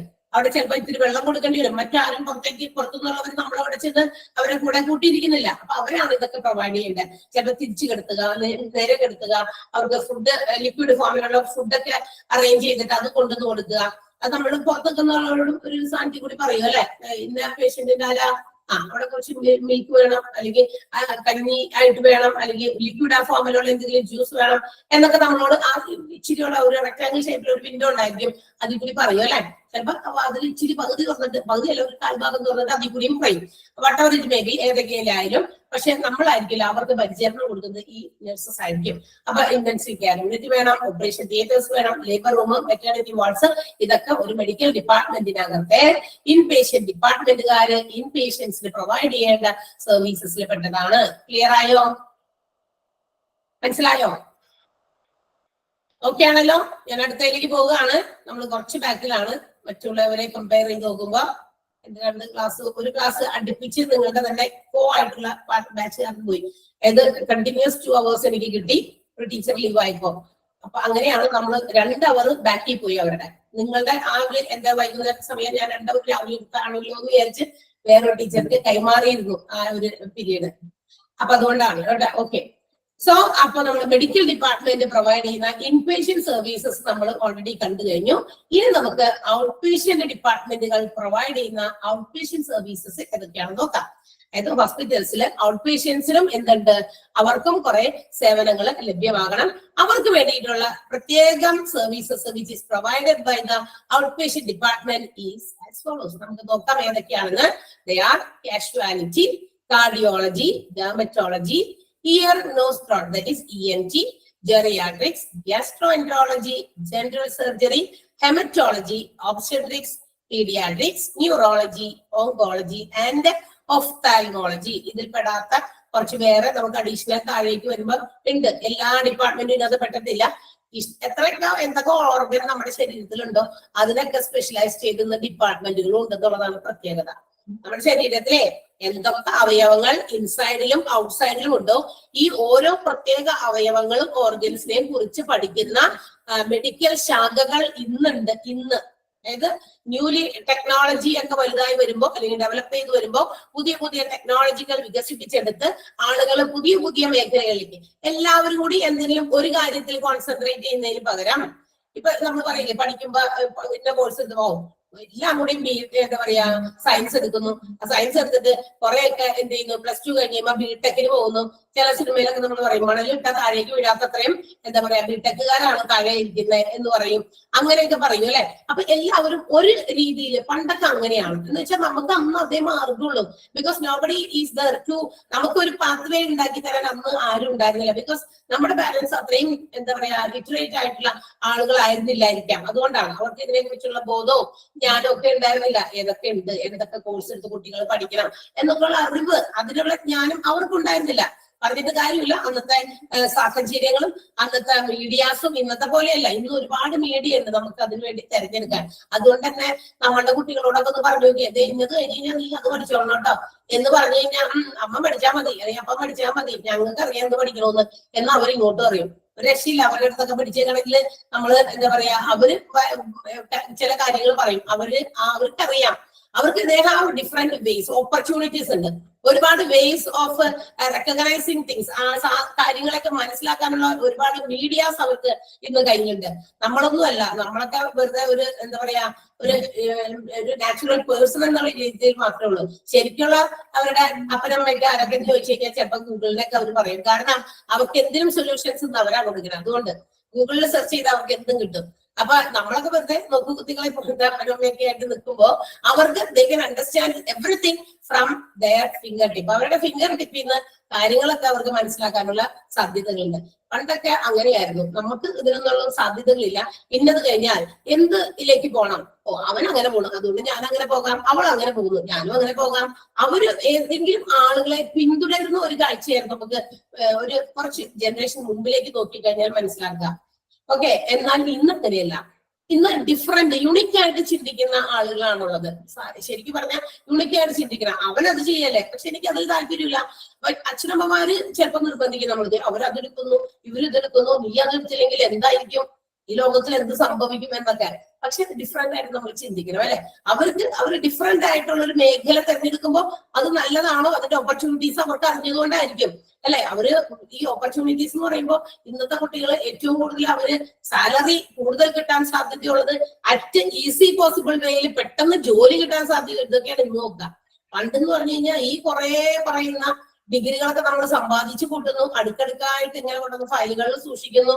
എത്ര വരെ കഴിഞ്ഞിട്ടും ഇതുവരെയും ജോലി കിട്ടാതെയും ഇരിക്കുന്ന എത്രയോ ആളുകളുണ്ട് അല്ലെ, നമ്മൾ ചിന്തിക്കുക. പക്ഷെ ഇന്നും അങ്ങനെയൊന്നുമില്ല. അപ്പൊ ഗവൺമെന്റ് ജോലിയാണ് ലക്ഷ്യം വെച്ചിട്ട് ഇങ്ങനെ PSCകളും ഒക്കെ എഴുതിയൊക്കെ നമുക്ക് അത് എന്താ പറയാ ലഭ്യമാകണം എന്നുള്ള ഒരു ചിന്തയോടുകൂടി നമ്മൾ ചെയ്തിരുന്നു. പക്ഷെ ഇന്ന് അങ്ങനെയല്ല. ഈ പറയുന്ന പോലെ ഗവൺമെന്റ് ജോലി PSC എഴുതി കിട്ടണമെന്ന് തന്നെ നിർബന്ധമൊന്നുമില്ല.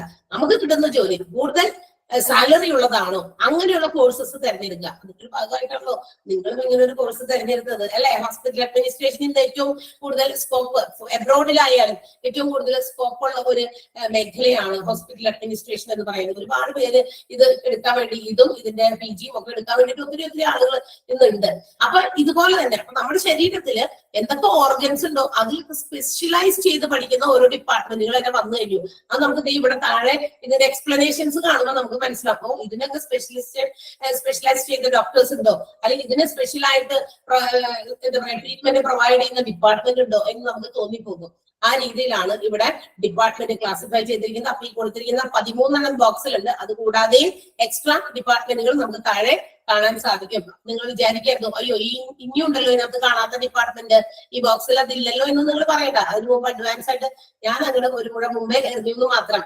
നിങ്ങളിപ്പോ ഇതിനകത്ത് 13 ഡിപ്പാർട്ട്മെന്റുകളുടെ പേര് ഞാൻ പറഞ്ഞു അല്ലെ. ഔട്ട് പേഷ്യന്റ് ഡിപ്പാർട്ട്മെന്റുകളുടെ ഔട്ട് പേഷ്യന്റ് സർവീസസ് എന്തൊക്കെയാണ് പറഞ്ഞത്? Casualty, cardiology, dermatology, ENT, geriatrics, gastroenterology, general surgery, haematology, obstetrics, paediatrics, neurology, oncology and ophthalmology. ഇത് പറഞ്ഞു വന്നപ്പോ ഇത്രയും ഡിപ്പാർട്ട്മെന്റ് ഉണ്ട്. ഇത് പറഞ്ഞു വന്നപ്പോ ഞാൻ കുറച്ച് വേറെ മേഖലയിലേക്ക് പോയതാണ്. അത് നിങ്ങളെ പഠിക്കാനുള്ള ഭാഗത്തുള്ളതല്ല. പക്ഷെ ഞാൻ കാര്യം പറഞ്ഞപ്പോ അതൊന്ന് കണക്ട് ചെയ്ത് പറഞ്ഞു എന്ന് മാത്രം. എന്ന് വെച്ചാൽ ഇന്ന് നമ്മള് എല്ലാവരും ഇങ്ങനെ ചിന്തിക്കണം. എന്ത് ഏതെങ്കിലും ഒരു കാര്യം ഒരാൾ ചെയ്യുന്നുണ്ടെങ്കിൽ അതിന്റെ പോവാനെ തൂങ്ങി പോകരുത്. ഡിഫറെന്റ് ആയിട്ട് ചിന്തിക്കണം. ഐ എം ഡിഫറെന്റ് എന്ന് ചിന്തിക്കണം. ഞാൻ എല്ലാവരും വ്യത്യസ്തരാണ്. യുണിക് ആയിട്ട് ചിന്തിക്കണം. അപ്പൊ യുണിക് ആയിട്ടുള്ള മേഖലകൾ തിരഞ്ഞെടുക്കണം. ഒരുപാട് ഇപ്പൊ ഒരു എന്താ പറയാ +2 കഴിഞ്ഞു, സയൻസ് എടുത്തു, അപ്പൊ തന്നെ എല്ലാം കൂടി BSc നഴ്സിംഗിന് പോകുന്നു. അതല്ലാതെ ഇഷ്ടം പോലെ ഈ BSc എടുത്തിട്ട് അല്ലെങ്കിൽ ഈ +2 സയൻസ് എടുത്തിട്ട് ഒരുപാട് ഓപ്പർച്യൂണിറ്റീസ്, ഒരുപാട് പല മേഖലകൾ ഇന്നും ആളുകളില്ലാതെ, അതായത് ജോലി ചെയ്യാൻ അത്തരം മേഖലകളൊക്കെ ഒരുപാട് വേക്കന്റ് ആയിട്ട് കിടക്കുന്നുണ്ട്. Nobody is there. എഫിഷ്യന്റ് ആയിട്ടുള്ള പ്രൊഫഷണൽസ് അവിടെ ഇല്ലാത്തതുകൊണ്ട് അത്തരം സ്ഥലങ്ങൾ വേക്കന്റ് ആയിട്ട് കിടക്കുന്നുണ്ട്.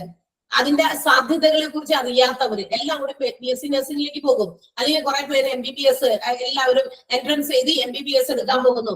അതുകൂടാതെയും അതിനൊക്കെ ഇക്വലന്റ് ആയിട്ടുള്ള അല്ലെങ്കിൽ അതിനേക്കാൾ അധികം പ്രാധാന്യമുള്ള ചില ടെക്നിക്കൽ വിഭാഗം ആളുകൾ, ടെക്നീഷ്യൻസ്, അതിൽ നിന്ന് കയറി സ്പെഷ്യലൈസ് ചെയ്ത് പ്രൊഫഷണൽ ആകാൻ പറ്റുന്ന മേഖലകളൊക്കെ ഒത്തിരി ഉണ്ട്.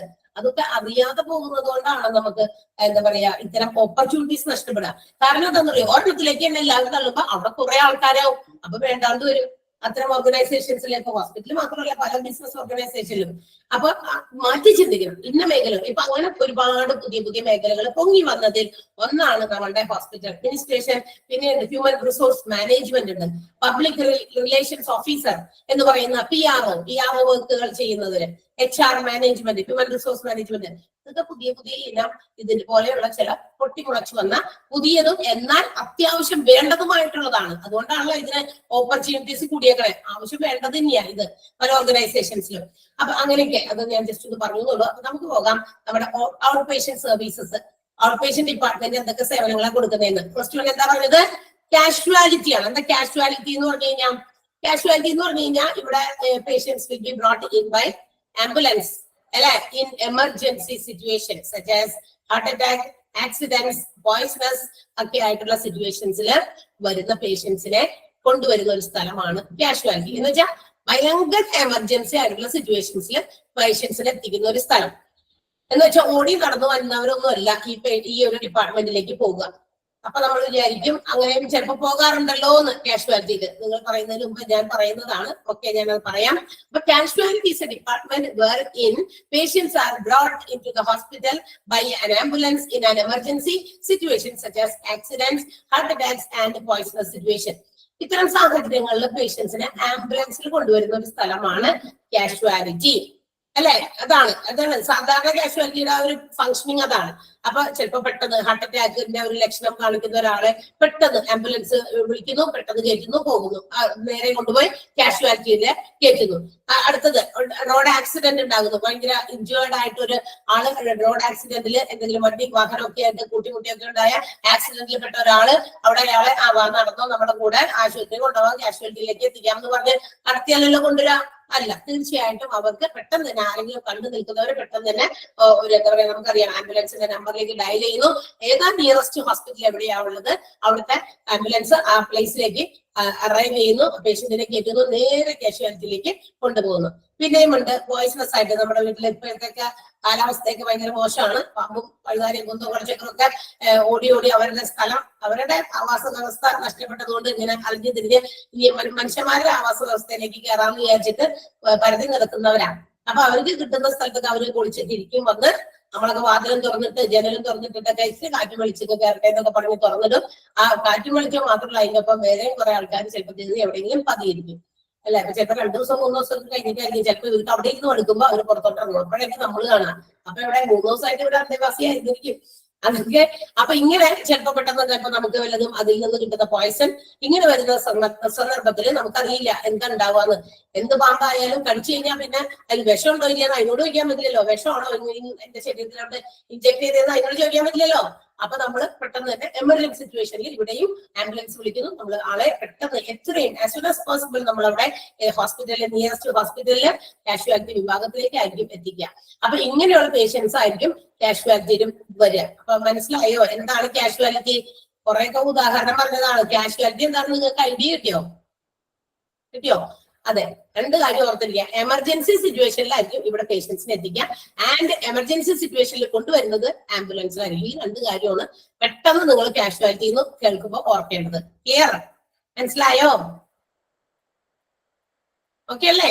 അടുത്ത ഇത് മൂവ് ചെയ്യാനാണ്. Okay, next one. അടുത്തത് എന്താ? ഔട്ട് പേഷ്യന്റ് ഡിപ്പാർട്ട്മെന്റ് പ്രൊവൈഡ് ചെയ്യുന്ന അടുത്ത സർവീസ് എന്താണ്? കാർഡിയോളജി എന്ന് പറയുന്ന ഡിപ്പാർട്ട്മെന്റ് ആണ്. കാർഡിയോളജി എന്താ? Cardiology the disorders of our heart. നമ്മുടെ ഹൃദയത്തിന്റെ താളക്രമങ്ങൾക്ക് എന്തെങ്കിലും ഇത് വന്നു കഴിഞ്ഞാൽ അത് ചികിത്സിക്കാനും ഭേദമാക്കാനും ബ്ലഡ് വെസൽസിനൊക്കെ ഉണ്ടാകുന്ന സർജറീസ് ഒക്കെ നടത്താനും അതുപോലെ തന്നെ പലതരത്തിലുള്ള സർജറീസ് കാർഡിയോളജിയിലുണ്ട്. ഹാർട്ട് അറ്റാക്കിന്, അതുപോലെ തന്നെ കൊറോണറി ആർട്ടറി ഡിസീസ്, അങ്ങനെയൊക്കെ ഉണ്ട് ഒത്തിരി. അതൊക്കെ നമ്മൾ വൈഡായിട്ട് പറയും, അന്നേരം പറഞ്ഞാൽ മതി. ഇപ്പൊ നിങ്ങൾ ഓർക്കുക, ഡിസോർഡേഴ്സ് ഓഫ് ഹാർട്ട് ട്രീറ്റ് ചെയ്യുന്ന ഡിപ്പാർട്ട്മെന്റ് ആണ് cardiology. Cardiology is a medical science which provide treatment, prevention, diagnosis for the disorders of heart. ഹാർട്ടിന്റെ ഡിസോർഡേഴ്സിന് വേണ്ടിയിട്ടുള്ള രോഗനിവാരണം, രോഗം എന്താണെന്ന് ചിലപ്പോൾ മനസ്സിലാക്കേണ്ടി വരും. ചിലപ്പോൾ ബ്ലോക്ക് ആയിരിക്കാം, ചിലപ്പോൾ ഹാർട്ട് അറ്റാക്ക് ബ്ലോക്കുകളാണല്ലോ പിന്നീട് ഹാർട്ട് അറ്റാക്കിലേക്ക് പോകുക. അപ്പൊ അങ്ങനെയായിരിക്കാം, പല പല പല റീസൺസ് ഒക്കെ ആയിരിക്കാം. വാൽവിന്റെ കംപ്ലൈന്റ് ആയിരിക്കാം. ഓക്കെ, അപ്പൊ അതൊക്കെ ഉണ്ടെന്ന് നോക്കി മനസ്സിലാക്കി ഇൻവെസ്റ്റിഗേറ്റ് ചെയ്ത് ട്രീറ്റ്മെന്റ് കൊടുത്ത് ഒക്കെ അതിനൊക്കെ കുറെ ഒരു പരിധി വരെയൊക്കെ ഹാർട്ട് പ്രോബ്ലംസിനെ പ്രിവെന്റ് ചെയ്യുന്ന ഒരു ഡിപ്പാർട്ട്മെന്റ് ആണ് കാർഡിയോളജി. ക്ലിയർ? കാർഡിയോളജി എന്താണെന്ന് മനസ്സിലായോ? Disorders of heart treatment. അത്ര ഓർത്താൽ മതി. ഇപ്പൊ അത്ര ഓർത്താൽ മതി. വൈഡ് ആയിട്ട് പറയുന്നത് അടുത്തതിലുണ്ട്. അടുത്തത് എന്താ? ഡെർമറ്റോളജി ആണ്. ഡെർമറ്റോളജി എന്തിനു വേണ്ടിയിട്ടുള്ള ഡിപ്പാർട്ട്മെന്റ് ആണ് dermatology. The problems of our skin. അല്ലെ, സ്കിൻ മാത്രമാണോ? അല്ല. പണ്ടൊക്കെ നമ്മൾ വിചാരിക്കും, പണ്ടൊക്കെ അങ്ങനെയായിരുന്നു. ഡെർമറ്റോളജി എന്ന് പറയുന്ന ഡിപ്പാർട്ട്മെന്റ് സ്കിൻ റിലേറ്റഡ് ആയിട്ടുള്ള പ്രോബ്ലംസ്, സ്കിന്നിന്റെ പുറത്തുണ്ടാകുന്ന ചൊറിച്ചില്, മാന്തല്, അതുപോലെ തന്നെ പൊട്ടല്, അങ്ങനെയൊക്കെ ഉണ്ടല്ലോ. അതിനായിരുന്നു നമ്മൾ ഡെർമറ്റോളജി എന്ന് പറയുന്ന വിഭാഗത്തിൽ നമ്മൾ ആളുകളെ കൊണ്ടുവരുന്നത്, കുട്ടികൾക്കൊക്കെ ഉണ്ടാകുമായിരുന്നു ചെറുതിലേക്ക്. പക്ഷെ ഇന്ന് ഇത് മാത്രമല്ല, വൈഡ് റേഞ്ച് ഓഫ് അതർ ട്രീറ്റ്മെന്റുകളും ഈ ഒരു ഡിപ്പാർട്ട്മെന്റ് പ്രൊവൈഡ് ചെയ്യുന്നുണ്ട്, which is related to our hair. നമ്മുടെ മുടി പ്രശ്നങ്ങൾ മാത്രമല്ല, നെയിൽ പ്രോബ്ലംസ്, നഖത്തിന്റെ പ്രശ്നങ്ങൾ, പിന്നെന്താ പറയാ, കോസ്മെറ്റിക് പ്രോബ്ലംസ്. നമ്മൾ ഇടുന്ന പലതരത്തിലുള്ള കോസ്മെറ്റിക്സ് ഒക്കെ ഉപയോഗിച്ച് ആ സ്കിന്നിനൊക്കെ അത് ഇൻഫെക്ട് ചെയ്ത് ഏതെങ്കിലും രീതിയിലൊക്കെ പ്രശ്നങ്ങളൊക്കെ ആയി പിമ്പിൾസ് മാറാതിരിക്കുക, പിമ്പിൾസിന്റെ പാട് അവിടെ തന്നെ നിൽക്കുക, അല്ലെങ്കിൽ ഒരു ഏതെങ്കിലും കോസ്മെറ്റിക് ഒരു ഇത് പ്രോഡക്റ്റ് ഉപയോഗിച്ചത് കൊണ്ട് നമ്മുടെ സ്കിന്നിന് വേറെ രീതിയിലാകുക, ടോൺ മാറിപ്പോകുക. അപ്പൊ അതൊക്കെ റീഗെയിൻ ചെയ്യാൻ, അല്ലെങ്കിൽ അതൊക്കെ വീണ്ടും അതുപോലെ തന്നെ പഴയ സ്ഥിതിയിലേക്ക് ആക്കാനൊക്കെ വേണ്ടിയിട്ടുള്ള ചില ട്രീറ്റ്മെന്റുകളും ഇന്ന് ഡെർമറ്റോളജിയിൽ പ്രൊവൈഡ് ചെയ്യുന്നുണ്ട്. സോ ദാറ്റ് ഓൾ ടോട്ടൽ നമ്മൾ പറയുകയാണെങ്കിൽ treatment of skin, hair problems, nails and cosmetic problems, ഇതെല്ലാം ഈ ഒരു ഡിപ്പാർട്ട്മെന്റിൽ സോൾവ് ചെയ്യും. കിട്ടിയോ? ഡെർമറ്റോളജി കിട്ടിയോ? കിട്ടിയെങ്കിൽ ഞാൻ എടുത്ത് പറയാം. അപ്പൊ കാഷ്വാലിറ്റി, ആംബുലൻസിൽ, എമർജൻസി സിറ്റുവേഷൻസിൽ കൊണ്ടുവരുന്ന department. Cardiology heart disorders related ആയിട്ടുള്ള പ്രോബ്ലംസിനുള്ള department. Dermatology skin, nail, hair and cosmetic പ്രോബ്ലംസിന് സോൾവ് ചെയ്യാനുള്ള ഡിപ്പാർട്ട്മെന്റ്. മൂന്നെണ്ണം മനസ്സിലായോ?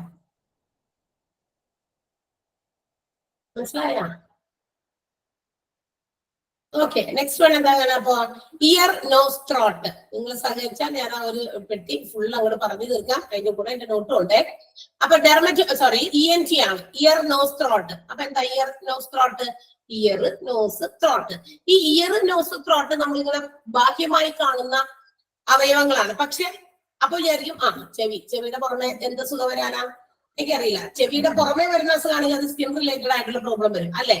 അല്ല. അപ്പൊ നമ്മൾ ഈ ENT വരുന്നത് ഇയറിന്റെ അകത്തേക്ക്, നോസ് കുറയുമ്പോ മൂക്കിന്റെ അകത്തേക്ക്, ത്രോട്ട് കുറയുമ്പോ ത്രോട്ടിന്റെ അകത്തേക്ക്.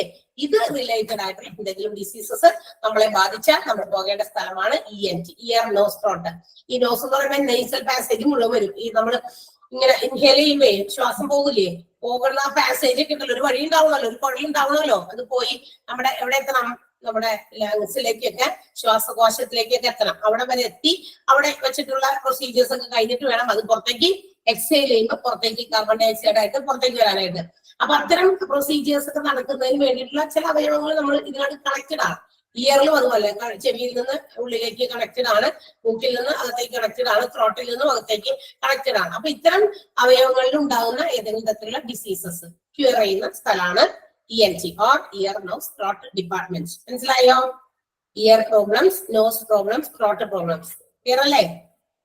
ഓക്കെ, നെക്സ്റ്റ് വൺ ജെറിയാട്രിക്സ് ആണ്. നോട്ട് ഞാൻ തരാട്ടാ, നോട്ട് തരും. ഇതിന്റെ കുഞ്ഞു ഷോർട്ട് നോട്ടായിട്ട് ഞാൻ തരും. കാരണം അങ്ങനത്തെ ഒബ്ജക്റ്റീവ് ടൈപ്പ് ക്വസ്റ്റ്യൻസ് നമ്മൾ നേരത്തെ കണ്ടിട്ടുണ്ട്. അതുകൊണ്ട് ജെറിയാട്രിക്സ് എന്നതിന് വേണ്ടിയിട്ടുള്ളതാണ്. Geriatrics is the super speciality department which provides quality care അല്ലെങ്കിൽ quality patient care for elderly adults. Olderly adults എന്നൊക്കെ വേണമെങ്കിൽ പറയാം.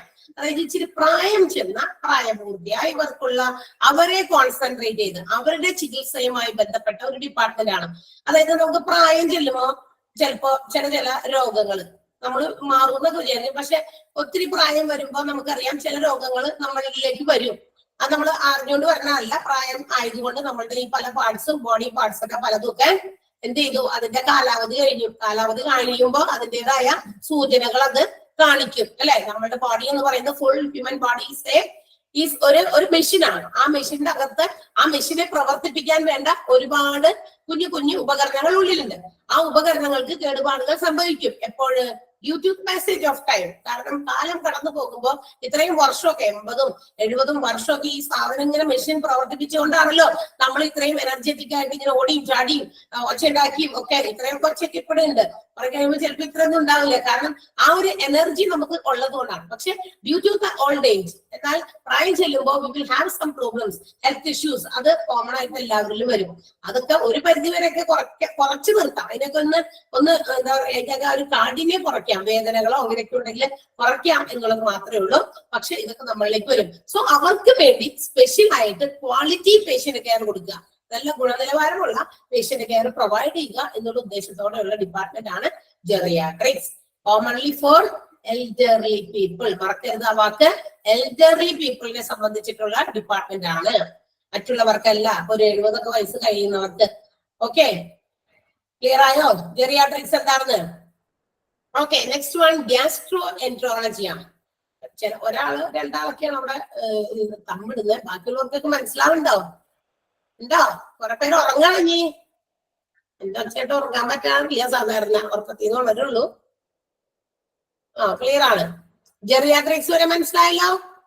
ഞാൻ ഇപ്പോഴത്തെ സാധനം ഇങ്ങനെ നോട്ട് അവിടെ പ്രസന്റ് ചെയ്തേക്കുന്നത് കൊണ്ട് ഇവര് എല്ലാവരും തമ്മിലൊന്നും കാണുന്നില്ല. കുറെ അധികം പേര് ഐ തിങ്ക് ലെഫ്റ്റ് സൈഡ്, എന്റെ ലെഫ്റ്റ് സൈഡിലാണ് ഇത് തമ്മിടുന്നത്. ഇപ്പുറത്ത് റൈറ്റ് സൈഡിൽ ഇടുന്നവരെ മാത്രമേ എനിക്ക് കാണുന്നുള്ളൂ. അപ്പൊ 1-2 പേരെ കാണുന്നുള്ളൂ. അപ്പൊ എനിക്കൊരു വിഷമം, ഇവർക്കൊക്കെ മനസ്സിലാവുണ്ടാവുന്നാവോ.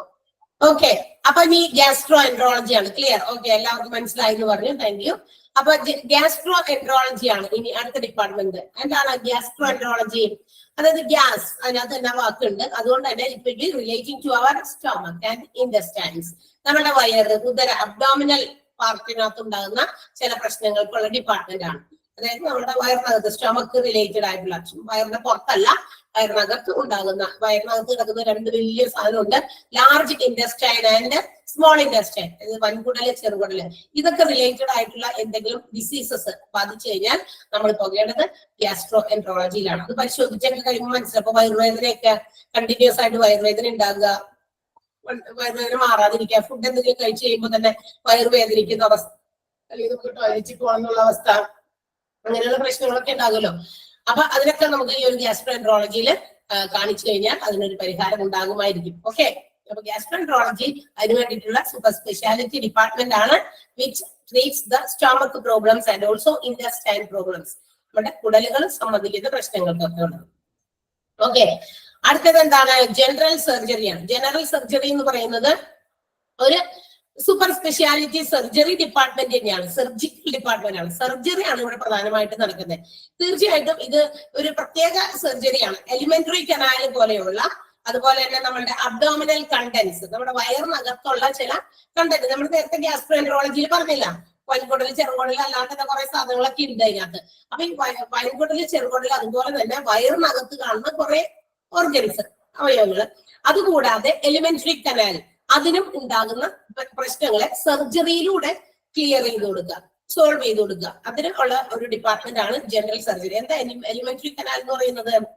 അതായത് നമ്മളുടെ തൊണ്ടയിൽ നിന്ന് സ്റ്റോമക്ക് വരെ റീച്ച് ചെയ്യുന്ന, സ്റ്റോമക്ക് അല്ല, ആനസ് വരെ, വലദ്വാരം വരെ, ആനസ് വരെ റീച്ച് ചെയ്യുന്ന ഒരു വലിയ ഒരു പൈപ്പാണ്, നീണ്ട പൈപ്പാണ്. അത് ഏകദേശം വലിയ ഒരു എന്താ പറയാ, ഏകദേശം 5 മീറ്റർ എങ്ങാണ്ട് നീളമുണ്ടെന്നൊക്കെയാണ് പറയണത് അതിനകത്ത് പറഞ്ഞത്. ഓക്കെ, വട്ടവർ എലിമെന്ററി കനാൽ എന്താണെന്ന് ഓർക്കുക. നമ്മുടെ ത്രോട്ടിൽ നിന്ന്, ഇവിടെ നിന്ന്, തൊണ്ടയിൽ നിന്ന് ആഹാരം ഇങ്ങനെ പോകുന്നതും, അതുപോലെ തന്നെ അതിന്റെ എൻഡ് നമ്മുടെ ആനസിന്റെ അടുത്തായിരിക്കും അതിന്റെ എൻഡ് പാർട്ട്. അപ്പൊ അത്രയും വരെ നീണ്ടു കിടക്കുന്ന ഈ എലിമെന്ററി കനാല്, ഒരു കനാൽ പോലെ തന്നെയാണ്. അത് എന്തെങ്കിലുമൊക്കെ വഹിച്ചുകൊണ്ട് വരാനുള്ള ഒരു സ്ഥലമാണ്. അപ്പൊ അത്തരം കനാലിൽ ഉണ്ടാകുന്ന, എലിമെന്ററി കനാലിൽ വരുന്ന സർജറീസ്, അബ്ഡോമിനൽ ഓർഗൻസ്, നമ്മുടെ ഉള്ളിലുള്ള വയറിനകത്തുള്ള കണ്ടന്റുകൾക്ക് ഉണ്ടാകുന്ന സർജറീസ് ഒക്കെ നടത്തുന്ന ഒരു വിഭാഗമാണ് ജനറൽ സർജറി. കിട്ടിയോ? എലിമെന്ററി കനാൽ എടുത്തു പറയുന്നുണ്ട്, കൂടാതെ contents of our abdominal part, നമ്മുടെ വയറിനകത്തുള്ള കണ്ടന്റുകൾ. മനസ്സിലായല്ലോ? ഓക്കെ, നെക്സ്റ്റ് വൺ ഹെമറ്റോളജി ആണ്. എന്തായിരിക്കും haematology? Hematology is the department which provide medical super speciality quality care for our blood related problems ആണ് ഹെമറ്റോളജി. blood ന്റെ components, ബ്ലഡും ബ്ലഡിന്റെ പല ഘടകങ്ങളൊക്കെ ഉണ്ടല്ലോ. അപ്പൊ അതിനൊക്കെ ഉണ്ടാകുന്ന പ്രശ്നങ്ങൾക്ക്, ബ്ലഡ് റിലേറ്റഡ് ആയിട്ടുള്ള പ്രശ്നങ്ങൾ കൊണ്ട് ഒത്തിരി അസുഖങ്ങൾ നമുക്ക് വരാറുണ്ട്. പ്ലേറ്റ്ലെറ്റ് ഇത്, അതുപോലെ തന്നെ ഹീമോഗ്ലോബിന്റെ ലെവലിൽ ഉണ്ടാകുന്ന വ്യത്യാസം, ബ്ലഡ് കൗണ്ട് കുറയുക കൂടുക എന്നൊക്കെ പറഞ്ഞിട്ട് ഒത്തിരി ബ്ലഡ് റിലേറ്റഡ് പ്രോബ്ലംസ് അനവധിയാണ് ഇന്നത്തെ കാലത്ത്. അപ്പൊ അത്തരം പ്രോബ്ലംസിന് വേണ്ടിയിട്ടുള്ള ഒരു ബ്ലഡ് കമ്പോണൻസിനെ റിലേറ്റ് ചെയ്ത് അതിനെക്കുറിച്ച് പഠനങ്ങളൊക്കെ നടത്തി. ഇപ്പൊ ബ്ലഡിന്റെ ടെസ്റ്റ് ചെയ്തു, ഒത്തിരി എന്താ പറയാ എല്ലാത്തിനും ഉത്തരം അവിടെ അവർ പഠിച്ച പുസ്തകത്തിലൊന്നും ഉണ്ടാവില്ല ഡോക്ടർമാര്. ഇപ്പൊ ബ്ലഡ് റിലേറ്റഡ് ആയിട്ടുള്ള പ്രോബ്ലംസ് ഇന്നതായിരിക്കും, അപ്പൊ തന്നെ ബ്ലഡ് ടെസ്റ്റ് ചെയ്തു അപ്പൊ ഇന്നതാണ് അങ്ങനെ പറയാൻ പറ്റില്ല. ചില സമയത്ത് they have to investigate the problems. പുതിയ രോഗമാണ് ഇപ്പൊ ഓരോ ദിവസവും ആളുകൾക്ക് വരണേ. അവർക്കുള്ള പോലത്തെ രോഗമല്ലേ എനിക്ക്, എന്റെ പോലത്തെ ആയിരിക്കില്ല വേറൊരാൾക്ക്. അത് ഇന്നത്തെ നമ്മുടെ ലൈഫ് സ്റ്റൈലൊക്കെ ഒത്തിരി അതിന് ഒരു പ്രധാനപ്പെട്ട ഘടകങ്ങളാണ്. അപ്പൊ അത്തരം കംപ്ലൈന്റുകൾ കൊണ്ട് പല രീതിയിലുള്ള അസ്വസ്ഥതകൾ നമുക്ക് ഉണ്ടാകും, ബ്ലഡ് റിലേറ്റഡ് ആയിട്ടുള്ള പ്രോബ്ലംസ്. അപ്പൊ ബ്ലഡ് റിലേറ്റഡ് ആയിട്ടുള്ള പ്രോബ്ലംസും അതുപോലെ ബ്ലഡിന്റെ കമ്പോണൻസിലും ഉണ്ടാകുന്ന പ്രോബ്ലംസും ഒക്കെ പഠിച്ച് അതിന് വേണ്ടിയിട്ടുള്ള ട്രീറ്റ്മെന്റ് പ്രൊവൈഡ് ചെയ്യുന്ന ഒരു ഡിപ്പാർട്ട്മെന്റ് ആണ് haematology. Blood and blood components എന്ന് ഓർത്തിരിക്കുക, haematology blood. Okay, next one എന്താണ്? ഒബ്സ്റ്റെട്രിക്സ് ആണ്. ഒബ്സ്റ്റെട്രിക്സ് അതെന്തായിരിക്കും ഡിപ്പാർട്ട്മെന്റ്? നമ്മൾ നേരത്തെ പറഞ്ഞല്ലോ, എന്താ പറയാ, ഇൻപേഷ്യന്റിൽ നമ്മൾ മെറ്റേണിറ്റി വാർഡൊക്കെ പറഞ്ഞു. ഓക്കെ, അപ്പൊ അതുമായിട്ട് ചെറിയൊരു കണക്ഷൻ ഉള്ള ഒരു ഡിപ്പാർട്ട്മെന്റ് ആണ് ഒബ്സ്റ്റെട്രിക്സ് എന്ന് പറയുമ്പോ. അതുപോലെ കണക്ട് എന്ന് പറയാൻ പറ്റില്ല, അതൊന്ന് അതിന്റെ കൂടെ ചേർത്ത് പറഞ്ഞു എന്ന് മാത്രം. ഈ ഒബ്സ്റ്റെട്രിക്സ് എന്ന് പറയുന്ന ഡിപ്പാർട്ട്മെന്റ് എന്തിനു വേണ്ടിയിട്ടുള്ളതാണെന്ന് പറയും, നമ്മുടെ ഗൈനക്കോളജിയുടെ ഒരു സബ് സ്പെഷ്യാലിറ്റി ആണ് നമ്മുടെ ഒബ്സ്റ്റെട്രിക്സ് എന്ന് പറയുന്നത്. ഗൈനക്കോളജിയുടെ ഇത് ഗൈനക്കോളജിയിൽ നടക്കണേ. ഗൈനക്കോളജിയിൽ എന്താ, സ്ത്രീകൾക്ക് റിലേറ്റഡ് ആയിട്ടുള്ള പ്രശ്നങ്ങൾ, സ്ത്രീകൾക്ക് മാത്രം ഉണ്ടാകുന്ന ചില പ്രശ്നങ്ങളുണ്ട് അല്ലെ. അതായത് നമ്മളുടെ മെൻസ്ട്രുവേഷൻ പീരീഡ് തുടങ്ങുന്നത്, മെനോപോസും എന്താ പറയാ, നമ്മളുടെ മെനാർക്കും മെനോപോസും റിലേറ്റഡ് ആയിട്ടുള്ള ഇത് തുടക്കം തുടങ്ങി, ആർത്തവം തുടങ്ങുന്നത് മുതൽ അവസാനിക്കുന്ന ആ സ്റ്റേജിന്റെ ആ ഒരു ബിറ്റ്വീനില് there are a lot of problems in which women are suffering from അല്ലെ. ഒരുപാട് പ്രശ്നങ്ങൾ സ്ത്രീകൾക്ക് മാത്രമായിട്ടുള്ളതുണ്ട്. അത് മെനാർക്ക് തുടങ്ങുന്നത്, ആർത്തവം തുടങ്ങുന്നത് മുതൽ മെനോപോസ് എന്ന് പറയുന്ന ആർത്തവ വിരാമത്തിന്റെ ഇടയിൽ അത് ചിലതൊക്കെ it will affect their reproductive system. ചിലപ്പോഴൊക്കെ ഇത് നമ്മുടെ പ്രത്യുത്പാദന ശേഷിയെ തന്നെ ബാധിക്കാറുണ്ട്. അപ്പൊ അത്തരം പ്രോബ്ലംസിനുള്ള സൊല്യൂഷൻസ് ആണ് നമ്മുടെ ഗൈനക്കോളജിയിൽ കിട്ടുക. ഇതിന്റെ ഒരു സബ്ബാണ് ഏത്? ഒബ്സ്റ്റെട്രിക്സ്. അത് എന്തുകൊണ്ട് അതിന്റെ സബ്ബായെന്ന് ചോദിച്ചു കഴിഞ്ഞാൽ, നമുക്കറിയാം ഒരു സ്ത്രീ അമ്മയാകുന്നത് മുതൽ at the beginning stage of their pregnancy, അതായത് തുടക്കം മുതൽ അമ്മയായി എന്ന് അറിയുന്നത് മുതൽ കുറച്ച് ട്രീറ്റ്മെന്റുകളൊക്കെ കിട്ടണമല്ലോ അല്ലെ. അമ്മയാകുന്നത് മുതൽ പിന്നെ എല്ലാവരും ഭയങ്കര കെയറിംഗ് ആണ്, ഇന്ന രീതിയിലുള്ള ഫുഡുകൾ കൊടുക്കുക അല്ലെ. അങ്ങനെയൊക്കെ കുറെ കാര്യങ്ങളുണ്ട്, കൊടുക്കേണ്ടതുണ്ട്, കുറെ ഇൻസ്ട്രക്ഷൻസ് ഉണ്ട്. ഉച്ചക്കൊക്കെ കിടന്നിങ്ങനെ ഒരുപാട് ഉറങ്ങാൻ പാടില്ല, എപ്പോഴെപ്പോഴും ഇങ്ങനെ തന്നെ കിടക്കാൻ പാടില്ല, അങ്ങനെയൊക്കെ ഉണ്ട്. കുറച്ചു നേരം നടക്കണം, ഒത്തിരി അവർക്ക് കൊടുക്കേണ്ട ചില പ്രത്യേക കാര്യങ്ങളുണ്ട്. അപ്പൊ പ്രഗ്നൻസിയുടെ ബിഗിനിങ് മുതൽ ചൈൽഡ് ബർത്ത്, കുട്ടി ജനിക്കുന്ന സമയത്ത്, അതിന് ശേഷവും ഈ പറയുന്ന ഈ എല്ലാ ഡ്യൂറേഷനിലും, during the pregnancy, after the child birth, ആ സമയത്തൊക്കെ എന്താ പറയുക സ്പെഷ്യൽ കെയർ കൊടുക്കുന്ന ഒരു ഡിപ്പാർട്ട്മെന്റ് ആണ്. ആഫ്റ്റർ ചൈൽഡ് ബർത്ത് എന്തിനായിരിക്കും അപ്പൊ കെയർ? നമ്മൾ അതിനാണ് ഞാൻ നേരത്തെ മെറ്റേണിറ്റി വാർഡുമായിട്ട് ചെറിയ ഒരു ഇതുണ്ടെന്ന് പറയാൻ കാരണം, നമുക്കറിയാം നമ്മൾ പ്രസവിച്ചു കഴിഞ്ഞാൽ 1, 2, 3 ദിവസമൊക്കെ നമ്മള് ഹോസ്പിറ്റൽസിൽ അഡ്മിറ്റ് ചെയ്യും. അതിനുശേഷം എന്ത് ചെയ്യും? 2-3 ദിവസം സർജറി ചെയ്തതാണ്, സിസേറിയനൊക്കെ ആണെങ്കിൽ അപ്പൊ ഇന്ന് എത്ര ദിവസം, അത് എത്രയാണെന്ന് വെച്ചാൽ അവരെ ആശ്രയിച്ചിരിക്കും. പ്രോബ്ലം ഒന്നുമില്ലെങ്കിൽ ആസ് സൂൺ ആസ് പോസിബിൾ നമുക്ക് പോകാൻ പറ്റും, അല്ലാന്നുണ്ടെങ്കിൽ അതനുസരിച്ച് മാത്രമേ നമുക്ക് പോകാൻ പറ്റുള്ളൂ. അപ്പൊ ഇതൊക്കെ കഴിഞ്ഞതിന് ശേഷം നമ്മൾ എന്ത് ചെയ്യുന്നു? നമ്മുടെ സാധാരണഗതിയിൽ നമ്മൾ എന്താ ചെയ്യാം? നമ്മളെ വീട്ടിലേക്ക് ഡിസ്ചാർജ് ചെയ്ത് വിടും. അല്ലെങ്കിൽ നമ്മളുടെ ഓൺ വീട്ടിലേക്ക് ആകും, അല്ലെങ്കിൽ നമ്മുടെ ഹസ്ബൻഡിന്റെ വീട്ടിലേക്കായിരിക്കും. എങ്ങനെയാണോ അത് അവർ പ്രിഫർ ചെയ്യുന്നത് പോലെ അവർ ചെയ്യും. അന്നേരം അവിടെ ചെന്ന് കഴിയുമ്പോൾ നമുക്ക് ചില ചികിത്സകളുണ്ട് ഇല്ലേ. ഹോസ്പിറ്റൽസിൽ കിട്ടുന്ന ചികിത്സയല്ല, അല്ലാതെയുള്ള ചില ചികിത്സ മരുന്നുകൾ ഉണ്ടാവും കഴിക്കാൻ. അതുകൂടാതെ നമ്മുടെ വീട്ടിൽ നമുക്ക് തരുന്ന ചില നാട്ടു വൈദ്യങ്ങളൊക്കെ പോലത്തെ ചില സംഭവങ്ങളൊക്കെ ഉണ്ട് അല്ലെ. കഷായം കുടിക്കുക, അരിഷ്ടം കൊടുക്കുക, സമയത്തിന് മനുഷ്യന് കഴിക്കുക, എങ്ങനെയുള്ള ആഹാരം ക്രമമാണ് വേണ്ടത് അതൊക്കെ അവർക്കറിയാം. അത് നമ്മുടെ അമ്മാമ്മമാരൊക്കെ വന്ന് നിൽക്കും, അച്ഛൻ്റെ അമ്മയായിരിക്കാം അല്ലെങ്കിൽ അമ്മയുടെ അമ്മയായിരിക്കാം, അവരായിരിക്കും ആ ഭാഗമൊക്കെ ഹാൻഡിൽ ചെയ്യാൻ ഏറ്റവും കേപ്പബിൾ ആയിട്ടുള്ള ആൾക്കാർ. അപ്പൊ അവർ വന്ന് നമ്മളെ നോക്കുന്നു, ശുശ്രൂഷിക്കുന്നു, അവർ ഇന്ന സമയത്തുള്ള മരുന്നുകൾ തരുന്നു, അവരുടേതായ കുറച്ച് മരുന്നുകളൊക്കെ ഉണ്ടാക്കി അതും തരും. പിന്നെ വേറെ ഹോസ്പിറ്റലിൽ നിന്ന് കിട്ടുന്ന മരുന്ന് തരും. കുളിപ്പിക്കുന്നത്, അമ്മയെ കുട്ടിയൊക്കെ കുളിപ്പിക്കുക, കുട്ടിക്ക് എന്താ പറയാ ചില കൊച്ചുങ്ങളൊക്കെ ജനിക്കുമ്പോ അവർക്ക് ചില മുഖത്തോ അല്ലെങ്കിൽ കണ്ണിനോ മൂക്കിനോ ഒക്കെ ചില സ്ഥാനപ്പിഴകളല്ല, ചില എന്താ പറയാ അവരുടെ ഒരു അപ്പിയറൻസ് ഉണ്ടല്ലോ, അതിൽ ചില വ്യത്യാസമൊക്കെ കണ്ടു കഴിഞ്ഞാൽ അപ്പൊ തലയൊക്കെ ഉദാഹരണം പറഞ്ഞു കഴിഞ്ഞാൽ ഇപ്പൊ പ്രസവമൊക്കെ കഴിയുമ്പോൾ ചില കുട്ടികൾ തലയൊക്കെ ഈ ഭാഗമൊക്കെ ഇങ്ങനെ കുറച്ച് തള്ളി നിൽക്കും പുറത്തോട്ട്. അത് പ്രസവം വൈകുന്നത് കൊണ്ടാന്നൊക്കെ പറയുന്ന കേട്ടിട്ടുണ്ട്. അപ്പൊ അങ്ങനെയൊക്കെ വരുമ്പോ അതൊക്കെ ഒന്ന് ഷേപ്പ് ആക്കാൻ ഇപ്പൊ ഇത്ര ദിവസത്തിനുള്ളിൽ 28 ദിവസം കുളിപ്പിക്കാന്നുള്ളൊരു പ്രക്രിയയാണല്ലോ ഉള്ളത് അല്ലെ. അപ്പൊ അത്രയും ദിവസം ആ കുട്ടിക്കും അമ്മയ്ക്കും വേണ്ട സംരക്ഷണങ്ങളൊക്കെ കൊടുക്കുക. ദാറ്റ് മീൻസ് ആ അമ്മയെ തിരിച്ച് അവരുടെ പഴയ സ്റ്റേജിലേക്ക്, പ്രസവം കഴിയുമ്പോൾ നമ്മളൊക്കെ ഒന്ന് ഷേപ്പ്ലെസ് ആകും അല്ലെ. അപ്പൊ അവരുടെ പഴയ ഷേപ്പിലേക്ക് വയറൊക്കെ ചാടുന്നതൊക്കെ തടയാൻ വേണ്ടിയിട്ടുള്ള ചില കാര്യങ്ങള്, അതുപോലെ കുട്ടിക്കും ചില സംരക്ഷണം കൊടുക്കാൻ വേണ്ടിയിട്ട് അങ്ങനെ തന്നെ കുറെ സംരക്ഷണ ഉപാധികളൊക്കെ അവരുടെ കയ്യിലുണ്ട്. അപ്പൊ ഇതൊക്കെ നമുക്ക് ചെയ്യും. ഈ കെയറിംഗൊക്കെ പണ്ട് നമുക്ക് വീടുകളിലാണ് തന്നിരുന്നത്. നേരെ വീട്ടിൽ ചെന്ന് കഴിയുമ്പോൾ പിന്നെ പിറ്റേ ദിവസം തുടങ്ങി അങ്ങോട്ട് അങ്ങനത്തെ കുറെ ചിട്ടവട്ടങ്ങളൊക്കെ ഉണ്ട്, അതൊക്കെ ചെയ്യും. പക്ഷേ ഇന്ന് നമ്മുടെ hospitals provide some special services. ഇതിന്റെ പുറമെ ഇന്ന് ഹോസ്പിറ്റൽസിലോ അല്ലെങ്കിൽ പുറത്ത് ഇതുപോലെയുള്ള സെന്റേഴ്സും ഉണ്ട്, ഇത് ഇങ്ങനെ പ്രവർത്തിക്കുന്നുണ്ട്. എന്തിനു വേണ്ടിയിട്ട്? ഈ പറയുന്ന അമ്മേനെ കുട്ടീനെ നേരെ വീട്ടിലേക്ക് കൊണ്ടുപോകണ്ട, ഇവർ ഈ പറയുന്ന ചൈൽഡ് ബർത്തിന് ശേഷം ഈ ഒരു ഡിപ്പാർട്ട്മെന്റിലേക്ക് ട്രാൻസ്ഫർ ചെയ്ത് കഴിഞ്ഞാൽ അവിടെ വെച്ചിട്ട് ഒരു പാക്കേജ് പോലെ, അതായത് പ്രഗ്നൻസി പീരീഡ് ഫുള്ളും അവർ കൈകാര്യം ചെയ്തോളുന്നത്. അത് കഴിഞ്ഞ് കൊടുക്കേണ്ട ട്രീറ്റ്മെന്റുകളൊക്കെ ഇവിടെ കൊടുക്കും. അപ്പൊ വെക്കാൻ പുറത്തിറങ്ങുമ്പോൾ ഇവര് കുറച്ചുകൂടി നല്ല എന്താ പറയാ പഴയത്തെ പോലെയുള്ള സൗന്ദര്യമൊക്കെ ആയിട്ട് തിരിച്ച് ചിലപ്പോൾ വേണമെങ്കിൽ കുറച്ചുകൂടി സൗന്ദര്യം കൂടിയോ എന്ന് നമുക്ക് തോന്നുന്ന രീതിയിൽ പുറത്തേക്ക് വരാൻ പറ്റും. അപ്പൊ all services after the child ബർത്തിന് ശേഷം ഉണ്ടാകുന്ന ചില പ്രക്രിയകൾ കൂടി ചേർത്തിട്ടുള്ള ഒരു ചികിത്സാ രീതികളും പ്രൊവൈഡ് ചെയ്യുന്ന ഹോസ്പിറ്റൽസ് ഉണ്ട്. ആ ഒരു വിഭാഗമാണ് ഗൈനക്കോളജിയുടെ ഒരു സബ് ആയിട്ടുള്ള ഒരു വിഭാഗമാണ് ഓബ്സ്റ്റെട്രിക്സ് എന്ന് പറയുന്നത്. കാര്യം മനസ്സിലായോ? During the pregnancy, child birth and also after child birth, അതായത് പോസ്റ്റ് പാർട്ടം പീരീഡ് എന്നാ പറയുക അതിനെ. പോസ്റ്റ് പാർട്ടം എന്ന് പറഞ്ഞു കഴിഞ്ഞാൽ ചൈൽഡ് ബർത്തിന് ശേഷമുള്ള കാലഘട്ടം. ഒരു 10-28 ദിവസത്തിനുള്ളിൽ ഇത്തരം ചില കാര്യങ്ങളൊക്കെ ചെയ്തു കഴിഞ്ഞാൽ നമുക്ക് നമ്മുടെ സൗന്ദര്യം റീഗെയിൻ ചെയ്യാൻ പറ്റും എന്നാണ്. വയറൊക്കെ ചാട്ടാതിരിക്കാൻ വേണ്ടിയിട്ടുള്ള പ്രൊസീജിയേഴ്സ്, കുഞ്ഞിന്റെ മൂക്ക്, കണ്ണ്, ഇതിന്റെയൊക്കെ അവയവങ്ങൾക്കൊക്കെ എന്തെങ്കിലും ഡിഫക്റ്റുകളൊക്കെ ഉണ്ടെങ്കിൽ അതിനൊക്കെ കറക്റ്റ് ചെയ്യാൻ പറ്റും.